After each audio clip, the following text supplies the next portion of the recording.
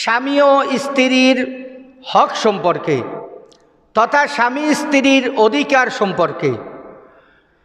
এই পৃথিবীতে সবচাইতে বেশি ভালোবাসা পাওয়ার সম্পর্কের নাম হলো বিবাহ তথা স্বামী এবং স্ত্রীর সম্পর্ক। বিবাহের মাধ্যমে শান্তি তৈরি হয়, বিবাহের মাধ্যমে ভালোবাসা তৈরি হয়। কিন্তু বর্তমানে দেখা যায় অধিকাংশ বিবাহ হওয়ার কিছুদিন পরপরই স্বামী এবং স্ত্রীর মধ্যে ঝগড়া শুরু হয়ে যায়, গ্যাঞ্জাম শুরু হয়ে যায়। তার কারণটা কি? এই ঝগড়া ফাসাদ লাগার প্রথম এবং প্রধান কারণ হলো যেই সকল যুবক যুবতীদের মধ্যে বিবাহ হচ্ছে তাদের মধ্যে অধিকাংশ যুবক যুবতী জানে না ইসলামের দৃষ্টিতে স্ত্রীর কি হক রয়েছে, আবার স্ত্রী জানে না ইসলামের দৃষ্টিতে স্বামীর কি হক বা অধিকার রয়েছে। এটা না জানার কারণে স্ত্রীর উপরে স্বামীর কি দায়িত্ব কর্তব্য, স্বামীর উপরে স্ত্রীর কি দায়িত্ব কর্তব্য, এগুলো না জানার কারণেই এই ফিতনাগুলো আমাদের সমাজে তৈরি হচ্ছে। এটা না জানার কারণে হক বা অধিকার আমাদের সমাজে আদায় হচ্ছে না। আর যেই পরিবারে এই হকগুলো আদায় হবে না সেইখানে আপনার পারিবারিক জীবনে অশান্তি হবেই হবে। এই অশান্তির থেকে কেউ আপনাকে মুক্তি দিতে পারবে না। সুতরাং স্বামী এবং স্ত্রীর হক সম্পর্কে আগে আমাদেরকে জানতে হবে, আগে বুঝতে হবে, এরপরে বিবাহ শাদী করতে হবে। তাহলে আমরা বিবাহ শাদী করার পর যদি ওই হকগুলো আদায় করতে পারি ইনশাআল্লাহুল আজিজ ওই পরিবারটা হবে জান্নাতি পরিবেশের একটা পরিবার। একটি ছেলে এবং একটি মেয়ে যখন বিবাহ বন্ধনে আবদ্ধ হয়, অর্থাৎ একটা যুবক একটা যুবতী যখন বিবাহ বন্ধনে আবদ্ধ হয়, এই বিবাহ বন্ধনে আবদ্ধ হওয়ার পরে এই যুবক এবং যুবতী যদি আনন্দ ফুর্তিতে চলে তাহলে আল্লাহ রাব্বুল আলামিন ওই বিবাহকে উসিলা করে 6 জন ব্যক্তির গুনাহ খাতা মাফ করে দেয়। বলেন সুবহানাল্লাহ। একটা বিবাহকে কেন্দ্র করে আল্লাহ পাক 6 ব্যক্তির গুনাহ মাফ করে দেয়। 1 নম্বর, যে যুবক বিবাহ করলো তার গুনাহ আল্লাহ পাক মাফ করে দেয়। যেই যুবতীকে বিবাহ করলো সেই যুবতীর গুনাহ আল্লাহ পাক মাফ করে দেন। আর যেই যুবকটা বিবাহ করেছে এই যুবকের মা এবং বাবা এদের গুনাহ খাতা আল্লাহ পাক মাফ করে দেন। আর যেই যুবতীর বিবাহ হয়েছে ওই যুবতীর মা এবং বাবা এই মোট 6 জন, অর্থাৎ যে যুবক এবং যুবতীর বিবাহ হয়েছে এই 2 জন, যুবকের মা এবং বাবা, যুবতীর মা এবং বাবা, এই 6 জনের গুনাহ আল্লাহ রাব্বুল আলামিন একটা বিবাহকে কেন্দ্র করে মাফ করে দেন। সুতরাং বিবাহ এটা শান্তির বস্তু, এটা ভালোবাসার বস্তু, গুনাহ মাফের বস্তু। এখানে অশান্তি হওয়ার কোনো সুযোগ নাই। এই পৃথিবীর মধ্যে ভালোবাসার সর্বোচ্চ সম্পর্ক হলো বিবাহ। স্বামী স্ত্রী সম্পর্ক ছাড়া যদি কোনো একটা নারীর দিকে দৃষ্টি দিয়ে তাকায় তাহলে প্রত্যেকটা তাকানি গুনাহ। এক একটা গুনার জন্য কমসে কম 7000 বছর জাহান্নামে জ্বলা লাগবে। আর যদি যুবক যুবতী বিবাহ হওয়ার পরে স্বামী স্ত্রীর দিকে নজর দিয়ে তাকায়, স্ত্রী স্বামীর দিকে নজর দিয়ে তাকায়, তাহলে আল্লাহ রাব্বুল আলামিন উভয়ের নজর দেওয়ার কারণে তাদের চোখের গুনাহ মাফ করে দেয়। বলেন সুবহানাল্লাহ।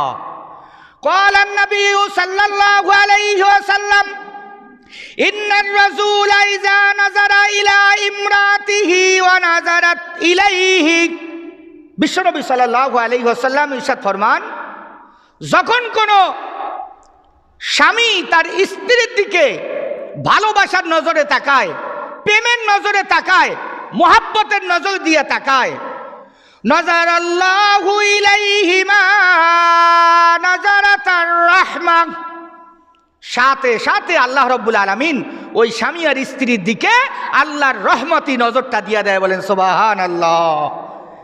ফাইজা আখাযা বিকাফিহা তাসাকাতাত দুনুবুহুমা মিন খিলালি আসাবিহিমা। রহমতি নজর দেওয়ার পরে স্বামী যদি স্ত্রীকে থাবা দিয়ে ধরে, স্ত্রী যদি স্বামীকে ধরে, তাহলে এই ধরতে গিয়া তাদের যে হাত ব্যবহার হয়েছে, আল্লাহর হাবিব বর্ণনা করেন তাসাকাতাত দুনুবুহুমা মিন খিলালি আসাবিহিমা। আল্লাহর হাবিব বর্ণনা করেন স্বামী আর স্ত্রীর হাত ধরলে এই হাতের আঙ্গুলের মাঝখানে যে ফাঁকা জায়গাগুলো আছে, এই ফাঁকা জায়গাগুলা দিয়া আল্লাহ রব্বুল আলামিন স্বামী আর স্ত্রীর গুনাহ খাতাগুলা ঝরাইয়া সাফ করিয়া দেয়, বলেন সুবহানাল্লাহ। কিন্তু স্বামী আর স্ত্রী ছাড়া অন্য কোনো নারীর দিকে আপনি তাকাইলেও গুনাহ, কিন্তু স্ত্রীর দিকে তাকাইলেও সব গুনাহ মাপ, ধরলেও সব গুনাহ মাপ। আমার ভাইয়েরা, সুতরাং স্বামী স্ত্রীর দিকে তাকাইলে, স্ত্রী স্বামীর দিকে তাকাইলে আল্লাহ রাব্বুল আলামিন তাদের গুনাহ খাতা মাফ করে দেন। এই জন্য একজন কবি বর্ণনা করেন, কোথায় স্বর্গ কোথায় নরক কে বলে তাহা বহুদূর, কোথায় স্বর্গ কোথায় নরক কে বলে তাহা বহুদূর, মানুষের মাঝে স্বর্গ নরক মানুষেতে সুখাসুখ, দুনিয়ার মাঝে স্বর্গ নরক দুনিয়াতে সুখাসুখ। একজন কবি বর্ণনা করেন, স্বামী আর স্ত্রী ঘরের মধ্যে উন্নত কোনো বিছানা নাই, ঘরের মধ্যে উন্নত কোনো ফ্যান নাই, ঘরের মধ্যে উন্নত কোনো টেবিল নাই, ঘরের মধ্যে উন্নত কোনো চেয়ার নাই, ঘরের মধ্যে উন্নত কোনো খাট নাই, ঘরের মধ্যে উন্নত কোনো জাজিমের ব্যবস্থা নাই, ঘরের মধ্যে উন্নত তেমন কোনো জিনিস নাই, ঘরের মধ্যে উন্নত কোনো খাবারের ব্যবস্থা নাই, কিন্তু ঘরটা 100% ভালোবাসা দ্বারা ভরপুর। স্বামী ঘরের মধ্যে গেলে স্ত্রী খুশি হইয়া যায়, স্ত্রী স্বামীকে দেখলে খুশি হইয়া যায়, কোনো ঝগড়া করে না, মারামারি করে না, গ্যাঞ্জাম করে না, বরং স্বামী ঘরের মধ্যে ঢুকলে স্ত্রী খুশি হইয়া যায়, স্ত্রী স্বামীকে দেখলে খুশি হইয়া যায়। কবি ডাক দিয়ে বলে, ও পৃথিবীর মানুষেরা, কোথায় তোমরা জান্নাত খুঁজো? এইটাই হইল জান্নাতের টুকরা। কোথায় স্বর্গ কোথায় নরক কে বলে তাহা বহুদূর, মানুষের মাঝেই স্বর্গ নরক মানুষেতে সুখাসুখ। আর একটা ঘরের মধ্যে উন্নত ফ্যান আছে, উন্নত জাজিম আছে, উন্নত চেয়ার টেবিলের ব্যবস্থা আছে, উন্নত পোশাকের ব্যবস্থা আছে, উন্নত বাড়ি গাড়ি এয়ার কন্ডিশন ফিট করা আছে, ঘরের মধ্যে উন্নত খাবারের ব্যবস্থা আছে, কিন্তু স্বামী যখন ঘরের মধ্যে ঢোকে স্ত্রী তখন নাখোশ, তাকে দেখলে বেজার হইয়া যায়, তার সঙ্গে গালিগালাজ করে, চিল্লাপাল্লা করে, মারামারি করে। ওরে আল্লাহ, ঘরটা সম্পূর্ণ ভালোবাসার থেকে দূর হইয়া গেছে।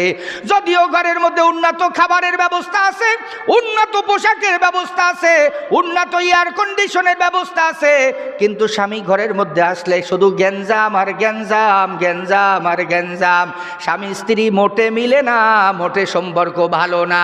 কবি বর্ণনা করেন, তাকাইয়া দেখো এই ঘরটা দুনিয়ার মধ্যে জাহান্নামের একটা টুকরা। কোথায় স্বর্গ কোথায় নরক কে বলে তাহা বহুদূর, দুনিয়ার মাঝে স্বর্গ নরক দুনিয়াতে সুখাসুখ। ও আমার ভাইরা, আন আবি হুরায়রা রাদিয়াল্লাহু তাআলা আনহু কিলা লিরাসূলিল্লাহি সাল্লাল্লাহু আলাইহি ওয়াসাল্লাম আইয়ুন নিসাই খায়র। হযরতে আবু হুরায়রা রাদিয়াল্লাহু তাআলা আনহু তিনি বর্ণনা করেন, নবী করিম সাল্লাল্লাহু আলাইহি সাল্লামকে জিজ্ঞাসা করলাম, ইয়া রাসূলুল্লাহ আইয়ুন নিসাই খায়র, এই পৃথিবীর মধ্যে সর্বোত্তম মহিলা কে? এই পৃথিবীর মধ্যে সর্বোত্তম মহিলা কে? আল্লাহর হাবিব বর্ণনা করেন, আল্লাতী তাসুররুহু ইজা নাযারা। আমার নবী ডাক দিয়ে বলে, সাহাবী রে, পুরুষ ঘর থেকে চাকরি করার জন্য বের হয়ে গেছে, সারাদিন চাকরি করার পর যখন চাকরি শেষ হয়েছে সে তার ঘরের মধ্যে প্রবেশ করে। দোকানদার সারাদিন দোকানদারি করার পরে সন্ধ্যাবেলা তার ঘরের মধ্যে প্রবেশ করে। ওরে কাজ করনেওয়ালা ব্যক্তিরা সারাদিন কাজ করার পর সন্ধ্যাবেলা যখন তার ঘরের মধ্যে প্রবেশ করে, ব্যবসায়ী ব্যক্তিরা সারাদিন ব্যবসা করার পর যখন সে ঘরের মধ্যে প্রবেশ করে, আল্লাতী তাসুররুহু ইজা নাযারা, ঘরের মধ্যে যখন পরিশ্রান্ত ক্লান্ত অবস্থায় সন্ধ্যাবেলা যখন ঘরের মধ্যে সে প্রবেশ করে, আর প্রবেশ করার সময় সে সর্বপ্রথম তার স্ত্রীকে পায়। স্ত্রীকে দেখার সঙ্গে সঙ্গে সে তার স্ত্রীর দিকে নজর দিয়া তাকায়। আল্লাহর হাবিব চমৎকার একটা বাক্য বর্ণনা করেন, আল্লাতী তাসুররুহু ইজা নাযারা। স্বামী যখন ঘরে এসে তার স্ত্রীর দিকে তাকাইলো, স্ত্রী স্বামীর দিকে তাকাইয়া এমন একটা চোখে মুখে অঙ্গভঙ্গিমা করলো, শরীরটারে এমন একটা নাচানাচির অবস্থা তৈরি করে দিল যে স্বামী স্ত্রীর দিকে তাকানোর সাথে সাথে খুশি হইয়া গেল। আল্লাহর হাবিব বর্ণনা করেন, এই স্ত্রী হইল, এই মহিলাটা হইল পৃথিবীর মধ্যে সর্বোত্তম মহিলা। আল্লাহর হাবিব বর্ণনা করেন, আল্লাতী তাসুররুহু ইজা নাযারা, স্বামী যখন স্ত্রীর দিকে তাকায় আর স্ত্রী স্বামীর দিকে তাকাইয়া এমন একটা অঙ্গভঙ্গিমা করে, চোখে এমন একটা ভাঁজ দেয়, মুখে এমন একটা ডিজাইন করে, যেইটা দেখিয়া স্বামীর অন্তরটা খুশিতে ভরিয়া যায়। আল্লাহর হাবিব বর্ণনা করেন, ওই মহিলা, ওই স্ত্রী হইল সর্বোত্তম স্ত্রী, ওই মহিলাটা হইল সর্বোত্তম মহিলা। আল্লাহর হাবিব বর্ণনা করেন, ওয়াতুতিউহু ইজা আমারা। এরপরে স্বামী যখন ঘরের মধ্যে প্রবেশ করলো, স্বামী তার স্ত্রীকে যা হুকুম করে স্ত্রী সেই সকল হুকুমগুলা পালন করে। বলে, আমাকে তাড়াতাড়ি একটা লুঙ্গি আনিয়া দাও, একটা গামছা আনিয়া দাও, আমাকে এক গ্লাস পানি আনিয়া দাও। স্ত্রী তাড়াতাড়ি দৌড়াইয়া গিয়া লুঙ্গিটা আনিয়া দিল, গামছাটা আনিয়া দিল, এক গ্লাস পানির ব্যবস্থা করে দিল। তাড়াতাড়ি পানিটা খান, খাইয়া আপনি লুঙ্গি আর গামছা নিয়ে গোসল করতে চলিয়া যান, গোসলটা করিয়া আসেন, আমি খানা দানার সব ব্যবস্থা করে দিচ্ছি। স্বামী গোসল করিয়া আসিয়া দেখে খানা দানা কমপ্লিট বিছানো আছে। স্বামী বসিয়া খানাগুলা খাইয়া আরামসে শুইয়া গেল। আল্লাহর হাবিব বর্ণনা করেন, এই স্ত্রী হইল পৃথিবীর মধ্যে সর্বোত্তম স্ত্রী। বলেন সুবহানাল্লাহ। এই হলো শ্রেষ্ঠতম স্ত্রী। কিন্তু যেই স্বামী ঘরের মধ্যে ঢুকার পর স্ত্রী স্বামীর সঙ্গে কথাও বলতেছে না, শরীরের কোনো অঙ্গ প্রত্যঙ্গ নড়াচড়াও করতেছে না, তার খাবারেরও ব্যবস্থা করতেছে না, বরং তার সাথে দুর্ব্যবহার দুর্ব্যবহার দুর্ব্যবহার, কবি বর্ণনা করেন, ওই ঘরটা দুনিয়ার মধ্যে জাহান্নামের টুকরা। ওইটা দুনিয়াতেই জাহান্নাম। কোথায় স্বর্গ কোথায় নরক কে বলে তাহা বহুদূর, দুনিয়ার মাঝেই স্বর্গ নরক, দুনিয়াতে সুখাসুখ। আজকে আমরা জাহান্নাম খুঁজতেছি, কোথায় জাহান্নাম কোথায় জান্নাত। কবি বর্ণনা করেন, আরে জান্নাতও দুনিয়াতে আছে, জাহান্নামেও দুনিয়াতে আছে। আল্লাহর হাবিব বর্ণনা করেন, ওয়ালা তুখালিফুহু ফি নাফসিহা ওয়া মালিহা বিমা ইয়াকরাহু। আল্লাহর হাবিব বর্ণনা করেন, স্বামী যেই কাজগুলা কখনো পছন্দ করে না সেই সমস্ত কাজগুলা ওই স্ত্রী কখনো করে না। ওই মহিলা তখন এই কাজগুলা করে না, সে নিজেও করে না, তার মাল সম্পত্তিও সেই রাস্তায় ব্যয় করে না, ব্যবহারও করে না। স্বামী যেই কাজটা পছন্দ করে না ওই কাজটা স্ত্রী কখনো করে না। স্বামী যেই পথে টাকা পয়সা দিতে ভালোবাসে না সেই সকল পথে স্ত্রী কখনো টাকা পয়সা ও দান সদকা করে না। এক কথায় স্বামী যেইগুলা পছন্দ করে না সেইগুলা স্ত্রীও পছন্দ করে না। এই স্ত্রী, এই মহিলাটা হইল সর্বোত্তম মহিলা। আজকে এই হকগুলো আমাদের জানা নাই, এই সিস্টেমগুলো আমাদের বোঝা নাই, যার জন্য আমাদের সমাজে যুবক যুবতীর বিবাহ হওয়ার পরে যেখানে হওয়ার কথা ছিল ভালোবাসা গভীর সম্পর্ক, সেখানে এখন শুধু ঝগড়া ঝগড়া ঝগড়া, শুধু গ্যাঞ্জাম আর গ্যাঞ্জাম। স্বামী স্ত্রীর সম্পর্ক এটা ভালোবাসার সম্পর্ক, এটা শান্তির সম্পর্ক, গুণামাপের সম্পর্ক। কিন্তু এখন ইদানিং দেখা যাচ্ছে কিছুদিন পরের থেকেই শুধু ঝগড়া শুরু হয়ে যাচ্ছে। কেন? এই হকগুলা, এই অধিকারগুলা আমাদের না জানার কারণে। স্বামী হিসাবে স্ত্রীর সাথে দুইটা সম্পর্ক, আর স্ত্রী হিসাবে স্বামীর সাথে দুইটা সম্পর্ক। স্বামী হিসাবে স্ত্রীর সাথে সম্পর্ক দুইটা। এক নম্বর সম্পর্ক হাকিমের সম্পর্ক, যে আদালতে বিচার করে তাকে আমরা হাকিম বলি। 1 নম্বর সম্পর্ক হাকিমের সম্পর্ক। 2 নম্বর সম্পর্ক প্রেমিকের সম্পর্ক। এই 2টা সম্পর্ক স্ত্রীর সাথে স্বামীর। এই 2 সম্পর্ক যদি সঠিকভাবে একটা পুরুষ আদায় করে অবশ্যই সেই পরিবারে শান্তি হবে, অশান্তি হওয়ার কোনো সুযোগ নাই। 1 নম্বর সম্পর্ক হাকিমের সম্পর্ক। হাকিম, আপনি যেহেতু পুরুষ, এই পুরুষ হিসাবে আপনি অবশ্যই আপনার স্ত্রীকে পরিচালনা করবেন, আপনার স্ত্রীকে নিয়ন্ত্রণ করবেন। যেহেতু আপনি পুরুষ, তাহলে হাকিমের সম্পর্ক আপনি আপনার স্ত্রীকে পরিচালনার দায়িত্ব, নিয়ন্ত্রণ করার দায়িত্ব এটা আপনার। যদি কোনো অবস্থায় কোনো পরিবারে এই হাকিমের সম্পর্ক স্ত্রী নিয়ে নেয়, স্ত্রীর কথায় যদি স্বামী চলতে হয়, তাহলে আর সেখানে শান্তি হবে না, সেখানে অশান্তি তৈরি হবে। কেননা হাকিমের সম্পর্ক এটা স্বামীর সম্পর্ক, স্বামীর সাথে স্ত্রীর এই সম্পর্ক। হাকিম, হাকিম হিসাবে স্ত্রীকে পরিচালনা করা, নিয়ন্ত্রণ করা এটা আপনার দায়িত্ব। এটা আমার কথা না, স্বয়ং আল্লাহ রাব্বুল আলামিন সূরাতুন নিসা 34 নম্বর আয়াতের মধ্যে আল্লাহ বলে দিচ্ছেন, আর-রিজালু কাওয়ামুনা আলান নিসা। পুরুষ হলো নারীর কর্তা, নারীর নিয়ন্ত্রণকারী, নারীকে পরিচালনাকারী। কেন? তার 2টা কারণ আল্লাহ এখানে উল্লেখ করিয়াছেন। বিমা ফাদ্দালাল্লাহু বা'দাহুম আলা বা'দ। 1 নম্বর কারণ, স্ত্রীর উপর পুরুষের মর্যাদা, স্ত্রীর উপরে স্বামীর মর্যাদা আল্লাহ তাআলা দিয়ে দিয়েছেন। ওয়া বিমা আনফাকু মিন আমওয়ালিহিম। 2 নম্বর কারণ, পুরুষ তার উপার্জিত সমস্ত সম্পত্তি তার পরিবারের পিছনে ব্যয় করে। এই 2টা কারণ। পুরুষ যদি পরিবারের পিছনে কোনো সম্পত্তি ব্যয় না করে, তাহলে স্ত্রীর অধিকার আছে কেস করিয়া ওই স্বামীর থেকে হক নেওয়া। কিন্তু কোন স্ত্রীর যদি 2 কোটি টাকাও থাকে, আর এই 2 কোটি টাকার থেকে যদি 1 টাকাও স্বামীকে সে না দেয়, তাহলে স্বামী আদালতে কেস করার কোনো অধিকার নাই যে আমার স্ত্রী আমাকে টাকা দিচ্ছে না। কিন্তু স্বামী যদি না দেয়, স্ত্রী কেস করিয়াও আপনার থেকে হক নিতে পারবে। এই জন্য আল্লাহ পাক বর্ণনা করেন, যেহেতু স্বামীকে স্ত্রীর উপরে মর্যাদা দিয়েছি, সমস্ত সম্পত্তি, উপার্জিত সম্পত্তি তার পরিবারের পিছনে ব্যয় করবে। এই জন্য এই পুরুষ ওই পরিবারের নিয়ন্ত্রণকারী, ওই পরিবারের পরিচালনাকারী। আল্লাহ রাব্বুল আলামিন বর্ণনা করেন, ফাসসালিহাতু কানিতাতুন হাফিজাতুল লিল গায়বি বিমা হাফিজাল্লাহ।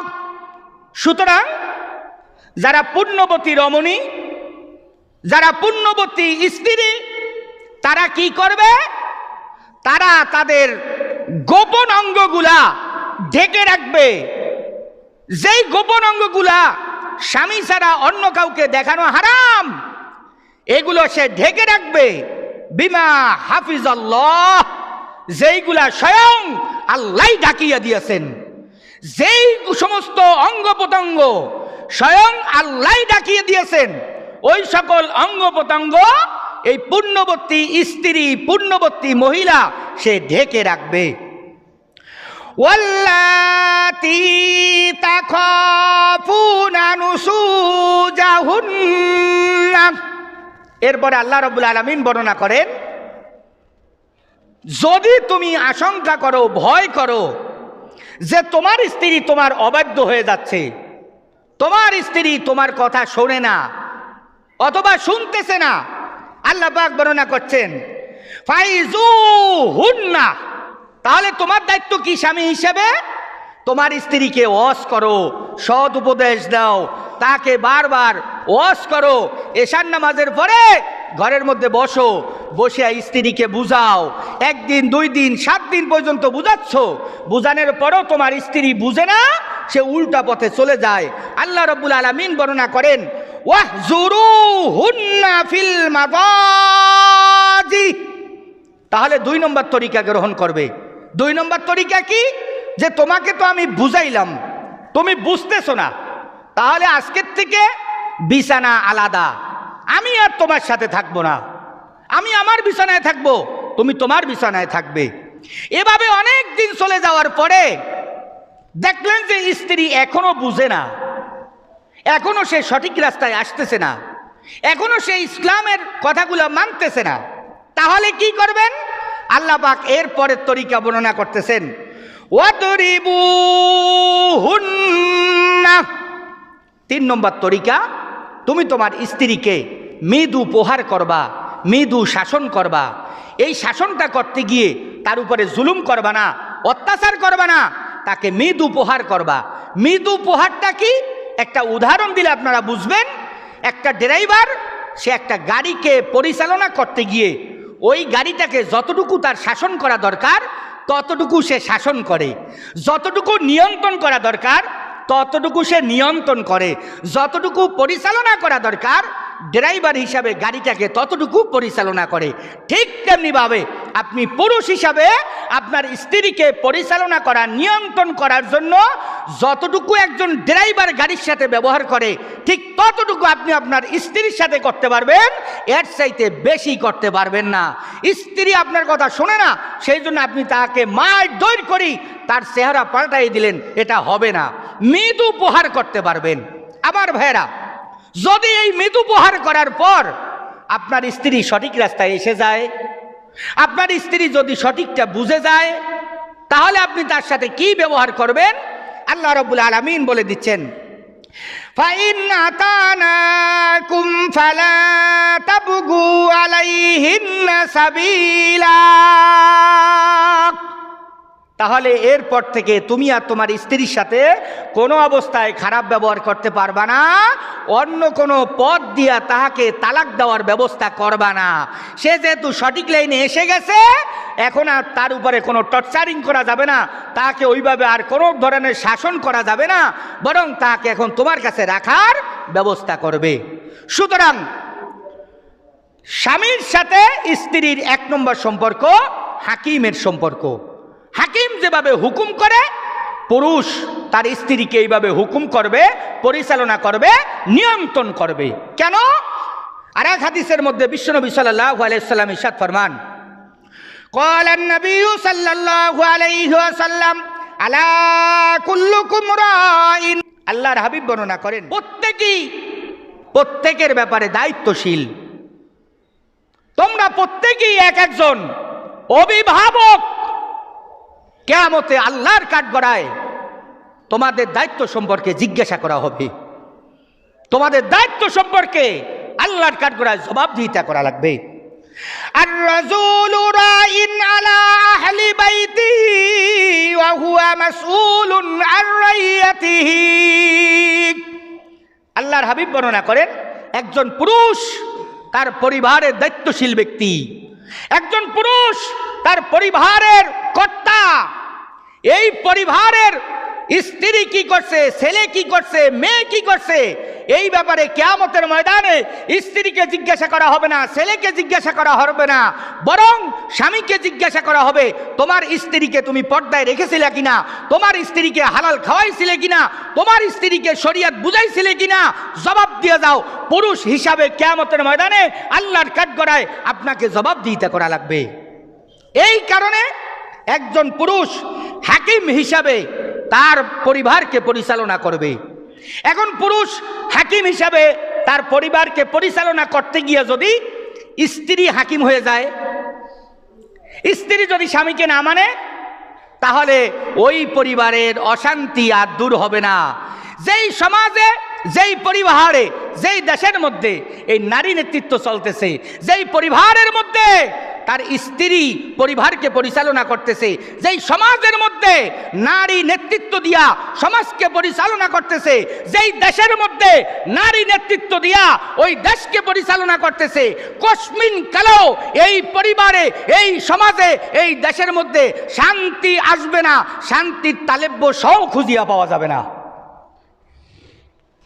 বুখারী শরীফের হাদিস, আল্লাহ নবী ইরশাদ ফরমান, ক্বালা নবী সাল্লাল্লাহু আলাইহি ওয়াসাল্লাম, লা ইউফলিহা কওমুন ওয়াল্লাউ আমরাহুম ইমরাআতান। আল্লাহর হাবিব বর্ণনা করেন, যেই পরিবারের নেতৃত্ব দেয় নারী, ওই পরিবার কখনো সফলকাম পরিবার হইতে পারে না। যেই সমাজের নেতৃত্ব দেয় নারী, ওই সমাজ কোনোদিন সফলকাম সমাজ হইতে পারে না।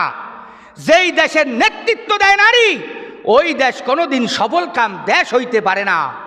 আমার ভাইরা, আল্লাহর হাবিব বর্ণনা করেন, পুরুষেরা এই পৃথিবীতে তখনই ধ্বংস হয়ে যাবে, পুরুষেরা এই পৃথিবীতে তখনই ধ্বংস হয়ে যাবে যখন নারী নেতৃত্বকে পুরুষেরা মেনে নিবে। নারী নেতৃত্বকে যখন পুরুষেরা মেনে নিবে, যেই পরিবারে নারী নেতৃত্ব তার স্বামী মেনে নিবে, সেই পরিবারে শান্তি হবে না, সেই পরিবার কখন সফলকাম হবে না। যেই সমাজে নেতৃত্ব নারী করবে আর পুরুষেরা চুপ থাকবে, ওই সমাজ কোনোদিন সফলকাম হতে পারবে না, ওই সমাজে কোনোদিন শান্তি আসবে না। যেই দেশের মধ্যে নারী নেতৃত্ব চলবে, পুরুষেরা চুপ থাকবে, ওই দেশের মধ্যে কোনোদিন শান্তি আসতে পারে না, ওই দেশ কোনোদিন সফলকাম হইতে পারে না। আপনি যদি ইতিহাস তালাশ করেন, তাহলে আমি একটা ইতিহাস আপনাদেরকে শুনাই। বর্তমান পৃথিবীর সুপার পাওয়ার রাষ্ট্র, নাম তার আমেরিকা। এই আমেরিকার ইতিহাস, আমেরিকা স্বাধীনতা অর্জন করার পরে 240 বছর চলতেছে। এই 240 বছরের ইতিহাসে 46 জন প্রধানমন্ত্রী এসেছে, 46 জন প্রধানমন্ত্রী এসেছে আমেরিকার ইতিহাসে। 240 বছরের এই 46 জন প্রধানমন্ত্রীর একজন প্রধানমন্ত্রী আমেরিকায় নারীকে বানায় নাই, যার কারণে আজকে আমেরিকার মধ্যে এত গ্যাঞ্জাম নাই। তারা তাদের নেতৃত্ব ঠিকই চালায় যাচ্ছে। কেন? মূল রহস্য হলো তারা কখনো নারীকে নেতৃত্ব দেয় নাই, নারীর নেতৃত্ব তারা কখনো মানে নাই। পাগল হোক ছাগল হোক, তারে ভোট দিয়া পুরুষকে নেতৃত্ব দিয়ে দিয়েছে। কিন্তু আমরা অনেক সময় সমালোচনা করে বলি যে হ্যাঁ, ও তো পাগল, ওরে কেন পাবলিকে ভোট দিয়েছে, আর আমরা শেয়ানা, সেই জন্য আমরা নারীর নেতৃত্ব মানতেছি, যার জন্য ওই দেশের মধ্যে এখনো শান্তি পাওয়া যায়। আমাদের দেশের শান্তি চলে গেছে, সমাজের শান্তি চলে গেছে, পরিবারের শান্তি চলে গেছে, একমাত্র কারণ পরিবারের নেতৃত্ব দিচ্ছে আমাদের স্ত্রীরা। আমাদের স্বামীর কোনো মূল্য পরিবারে নাই, সমাজের মধ্যে নেতৃত্ব দিচ্ছে নারীরা, পুরুষদের কোনো অস্তিত্ব নাই। দেশের মধ্যে নেতৃত্ব দিচ্ছে নারীরা, যার কারণে সমাজ, দেশ, পরিবার প্রত্যেক স্তরে অশান্তি তৈরি হচ্ছে। এই জন্য 1 নম্বর কথা, স্বামী হিসাবে আপনি পুরুষ, আপনি হাকিম। এই হাকিমের সম্পর্ক আপনার স্ত্রীর সাথে চলবে। আপনি হুকুম করবেন, আপনার স্ত্রী মানবে। যদি মানে, তাহলে ওই পরিবার টিকবে, ওই সমাজ টিকবে, ওই দেশ টিকবে। কিন্তু যদি না মানে, তাহলে অশান্তি তৈরি হবেই হবে। 2 নম্বর সম্পর্ক, প্রেমিকের সম্পর্ক। আপনি একটা পুরুষ, আপনার মধ্যে যত ধরনের ভালোবাসা আছে, আপনার মধ্যে প্রেমিক হিসাবে যত ধরনের সম্পর্ক আছে, এই সমস্ত সম্পর্ক হবে আপনার স্ত্রীর সাথে, সমস্ত ভালোবাসা হবে আপনার স্ত্রীর সাথে। যদি প্রেমিক হিসাবে স্ত্রীকে বাদ দিয়া অন্য কোনো নারীর সাথে আপনার কোনো সম্পর্ক হয়, কোনো ভালোবাসা তৈরি হয়, তাহলে ওই পরিবারে অশান্তি হবেই হবে। এই অশান্তির থেকে কেউ রক্ষা করতে পারবে না। এই জন্য প্রেমিক হিসাবে আপনার স্ত্রীকে সঙ্গ দেওয়া, আপনার স্ত্রীকে ভালোবাসা দেওয়া আপনার একান্ত দায়িত্ব এবং কর্তব্য। আমার ভাইয়েরা, পৃথিবীর শ্রেষ্ঠ পরিবার আমার নবীর পরিবার। আমার নবীর পরিবারের কি দৃশ্য ছিল! হযরত আম্মা জান আয়েশা সিদ্দিকা রাদিয়াল্লাহু তাআলা আনহা বর্ণনা করেন, ও পৃথিবীর মানুষেরা, স্বামী সম্পর্কে আমাদের কি ধারণা ছিল আমরা স্বামীদেরকে কতটুকু সম্পর্ক রাখতাম, কতটুকু ভালোবাসতাম, কতটুকু মোহাব্বত করতাম তোমরা শোনো। তোমাদের মধ্যে এই সম্পর্ক নাই। আম্মা জান আয়েশা সিদ্দিকা রাদিয়াল্লাহু তাআলা আনহা বর্ণনা করেন, পৃথিবীর মানুষেরা লানা শামসুন ওয়ালিল আফাকি শামসুন, লানা শামসুন ওয়ালিল আফাকি শামসুন ওয়াশ-শামসু আফদালু শামসুদ দুনিয়া। আম্মা জান আয়েশা সিদ্দিকা রাদিয়াল্লাহু তাআলা আনহা বর্ণনা করেন, ও পৃথিবীর মানুষেরা, পৃথিবীর মানুষের একটা সূর্য আছে, আর আমি আয়েশারও একটা সূর্য আছে। ও পৃথিবীর মানুষেরা, তাম পৃথিবীর সমস্ত সূর্যের চাইতে আমার সূর্যটা আমার কাছে দামি। আম্মা জান আয়েশা সিদ্দিকা রাদিয়াল্লাহু তাআলা আনহা বর্ণনা করেন, ফাইন্নাশ শামসা তাতলাউ বাদাল ফজর ওয়াশ-শামসু তাতলাউ বাদাল ইশা। দুনিয়ার মানুষের সূর্যটা উদয় হয় ফজরের নামাজের পর, দুনিয়ার মানুষের সূর্যটা উদয় হয় ফজরের নামাজের পর, আর আমার সূর্যটা উদয় হইতো এশার নামাজের পর। সুবহানাল্লাহ। আমার সূর্য মানে আমার স্বামী। আম্মা জান আয়েশা সিদ্দিকা রাদিয়াল্লাহু তাআলা আনহা বর্ণনা করেন, আমার স্বামী যখন ঘরের মধ্যে আসতো, পৃথিবীতে সূর্য উদয় হইলে যেই রকম তামাম পৃথিবীটা আলোকিত হয়ে যাইত, আমার স্বামী যখন আমার ঘরে আসতো আমার অন্তরটা ওই রকম আলোয় আলোকিত হয়ে যাইত। এই সম্পর্ক এখন দুনিয়ার মানুষের নাই। স্বামী সারাদিন কাজ করিয়া সন্ধ্যাবেলা যখন ঘরে যায়, স্ত্রী তাকে মুলাইতেও রাজি না, জিজ্ঞাসা করতেও রাজি না, ডাকে বলে কাছে আসো, একটা লুঙ্গি দাও, গামছা দাও, পানি আনো, স্ত্রী তাকে জিজ্ঞাসা করতেও রাজি না। যার কারণে আজকে আমাদের পরিবারের মধ্যে অশান্তি দিন দিন লেগেই যাচ্ছে। আম্মা জান আয়েশা সিদ্দিকা রাদিয়াল্লাহু তাআলা আনহা বর্ণনা করেন, ও পৃথিবীর মানুষেরা, আল্লাহর হাবিব যখন ঘরের মধ্যে আসতেন, এক নম্বরে তার চেহারায় মুস্কি মুস্কি হাসি থাকতো, দুই নম্বরে তিনি সর্বপ্রথম আমাদেরকে সালাম দিত। এই দুইটা সুন্নাত বর্তমানে আমাদের মধ্যে পাওয়া যায় না। স্বামী যখন ঘরে যায় তার চেহারা সুরাত কি ভয়ঙ্কর, দেখলে স্ত্রী ভয় পাওয়ার পালা। কেন? রসুলের সুন্নাত ছিল মুস্কি মুস্কি হাসবে, স্ত্রীর ঘরে প্রবেশ করবে। দুই নম্বর, স্ত্রীকে সালাম দিবে। বলে স্ত্রীকে সালাম দিতে শরম লাগে, এইখানে শুধু শরম লাগে আমাদের। আপনি সালাম দেন, সালাম শান্তি, ঘরের মধ্যে শান্তি প্রবেশ করবে। আমার ভাইয়েরা, আম্মা জান আয়েশা সিদ্দিকা রাদিয়াল্লাহু তাআলা আনহা বর্ণনা করেন, আল্লাহর হাবিব মুস্কি মুস্কি হাসতেন আর আমাদেরকে সালাম দিতেন। ওই সালামগুলো আমরা গ্রহণ করতাম, ঘরের মধ্যে আসতো, আমরা যা কিছু পারতাম তাড়াতাড়ি সাহায্য সহযোগিতা করতাম। আল্লাহর হাবিব একদিন আমার ঘরের মধ্যে আসলো, আসি আমাকে জিজ্ঞাসা করলো রুটি হয়েছে কিনা। আমি বললাম, ইয়া রাসূলুল্লাহ, রুটি তো এখন পর্যন্ত আমি কমপ্লিট করতে পারি নাই। আমার নবী ডাক দিয়ে বলে, ও আয়েশা, তুমি চুলার কিনারায় বসো, আমি তোমাকে রুটিটা বেলিয়ে দেই। আম্মা জান আয়েশা বলে, না না, আপনি পারবেন না। আমার নবী বলে, তাহলে আমি চুলার মধ্যে আগুন জ্বালাই, তুমি রুটিটা বেলো। আমি রুটিটা বেলা কমপ্লিট করলাম, করিয়া আমি চুলার আগুনের মধ্যে দিলাম। আল্লাহর হাবিব রুটিটা নাড়াইয়া সারাইয়া উঠাইয়া উঠাইয়া আমার কাজের মধ্যে সহযোগিতা করছে। উচ্চ কণ্ঠে বলেন সুবহানাল্লাহ। এই সম্পর্ক এখন নাই। ঘরে গিয়া শুধু স্ত্রীকে চোখ রাঙাচ্ছি, এই এটা কোথায়, ওটা কোথায়, বলে পারি নাই তো। বলে কেন পারস নাই? আমরা সহযোগিতাও করতেছি না। আম্মা জান আয়েশা সিদ্দিকা রাদিয়াল্লাহু তাআলা আনহা বর্ণনা করেন, পূর্ণিমার রজনী, একদম পরিপূর্ণ পূর্ণিমার রজনী, সমস্ত কিছু আলোকিত রাতের বেলা। আল্লাহর হাবিব যেহেতু আমার স্বামী, আমি আল্লাহর হাবিবের সঙ্গে কথা বলতে বলতে বললাম, ইয়া রাসূলুল্লাহ, চলেন আমরা দুইজনের দৌড় প্রতিযোগিতা দিব। আল্লাহর হাবিব বর্ণনা করেন, চলো দেখি কে আগে যাইতে পারে। আম্মা জান আয়েশা সিদ্দিকা রাদিয়াল্লাহু তাআলা আনহা বর্ণনা করেন, ওই মরুভূমির মধ্যে আমিও দৌড়াইতেছি, আল্লাহর হাবিব স্বামী হিসাবে আমার সাথে সাথে দৌড়াইতেছে। উচ্চ কণ্ঠে বলেন সুবহানাল্লাহ। আরে এখন স্ত্রী যদি বলে, চলো এই আমার জন্য দুইটা সিঙ্গারা দেওয়া যাবে, আমার জন্য একটা পেপসি মেরিন্ডা আনি দেওয়া যাবে, বলে ও বুড়া বয়সে পেপসি খেতে মনে চায় না, এই বুড়া বয়সে তোমার সিঙ্গারা খাইতে মনে চায়, আসো সিঙ্গারা পিঠের উপরে দিয়ে দেই। আম্মা জান আয়েশা বর্ণনা করেন না, আমাদের সম্পর্কটা এরকম ছিল না। আল্লাহর হাবিব আমার সঙ্গে দৌড় প্রতিযোগিতা দিয়েছে, আল্লাহর হাবিব আমার সঙ্গে খানা খাইতে বসছে। আমি এক প্লেটে খানা খাওয়ার পর একটা গোস্তের টুকরা মুখের মধ্যে দিয়ে আমি চাবাইয়া চাবাইয়া গোস্তগুলা কমপ্লিট খাইলাম। খাওয়ার পরে হাড্ডি রয়েছে, হাড্ডিটারে ভালো করে আমি শুষিয়া খাইলাম। খাওয়ার পরে এই হাড্ডিটা যখন আমি দস্তরখানের উপরে রাখলাম, আল্লাহর হাবিব হাড্ডিটা উঠাইয়া মুখের মধ্যে দিয়ে দিয়া চাবাইতেছে। আমি ডাক দিয়ে বললাম, নবীজি গো, এই হাড্ডির মধ্যে তো কোনো গোস্ত নাই, কি ব্যাপার, কেন আপনি এইটা মুখে দিয়া চাবাইতেছেন? আমার নবী ডাক দিয়ে বলো, আয়েশা, আমি আমার উম্মতকে শিক্ষা দিতে চাই আমি আমার স্ত্রীদেরকে কতটুকু ভালোবাসি। বলেন সুবহানাল্লাহ। এই সম্পর্ক এখন আমাদের মধ্যে নাই।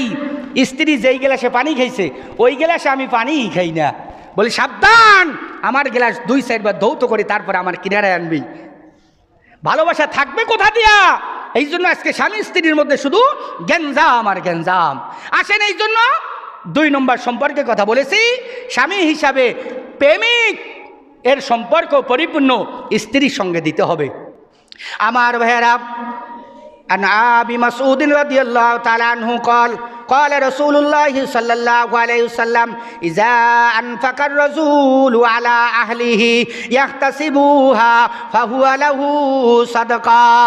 আল্লাহর হাবিব বর্ণনা করেন, কোন স্বামী যদি তার স্ত্রীর পিছনে, তার পরিবারের পিছনে 1 টাকা খরচ করে, ফাহুয়া লাহু সাদকা, একটা আল্লাহর রাস্তায় দান করলে, সদকা করলে যেই পরিমাণের সব হয়, আল্লাহ ওই স্বামীর আমলনামায় ওই পরিমাণের সব লিখিয়া দেয়। বলেন সুবহানাল্লাহ। ফাহুয়া লাহু সাদকা। আপনি তাকে একটা সিঙ্গারা খাওয়াইছেন, সদকা। আমার মেয়েরা, স্ত্রীর মুখে 1 লোকমা খানা উঠাইয়া দিছেন, ফাহুয়া লাহু সাদকা। স্ত্রীকে নতুন একটা কাপড় আনিয়া পড়তে দিয়েছেন, ফাহুয়া লাহু সাদকা। স্ত্রীর সাথে শারীরিক সম্পর্ক তৈরি করেছেন, ফাহুয়া লাহু সাদকা। স্ত্রীর সাথে ভালো আচরণ করিয়াছেন, ফাহুয়া লাহু সাদকা। স্ত্রীর সাথে মুস্কি হাসি দিয়েছেন, ফাহুয়া লাহু সাদকা। স্ত্রীর কাজে সহযোগিতা করিয়াছেন, আল্লাহর হাবিব বর্ণনা করেন, ফাহুয়া লাহু সাদকা। তার কাজে আগাইয়া দিয়েছো, প্রত্যেকটা কাজে একটা সদকা পরিমাণ সব আল্লাহ তোমার আমলনামায় লিখিয়া দিবে। আমার ভাইয়েরা, স্ত্রীর কাছে স্বামী হিসাবে আপনি কি কি পাও না?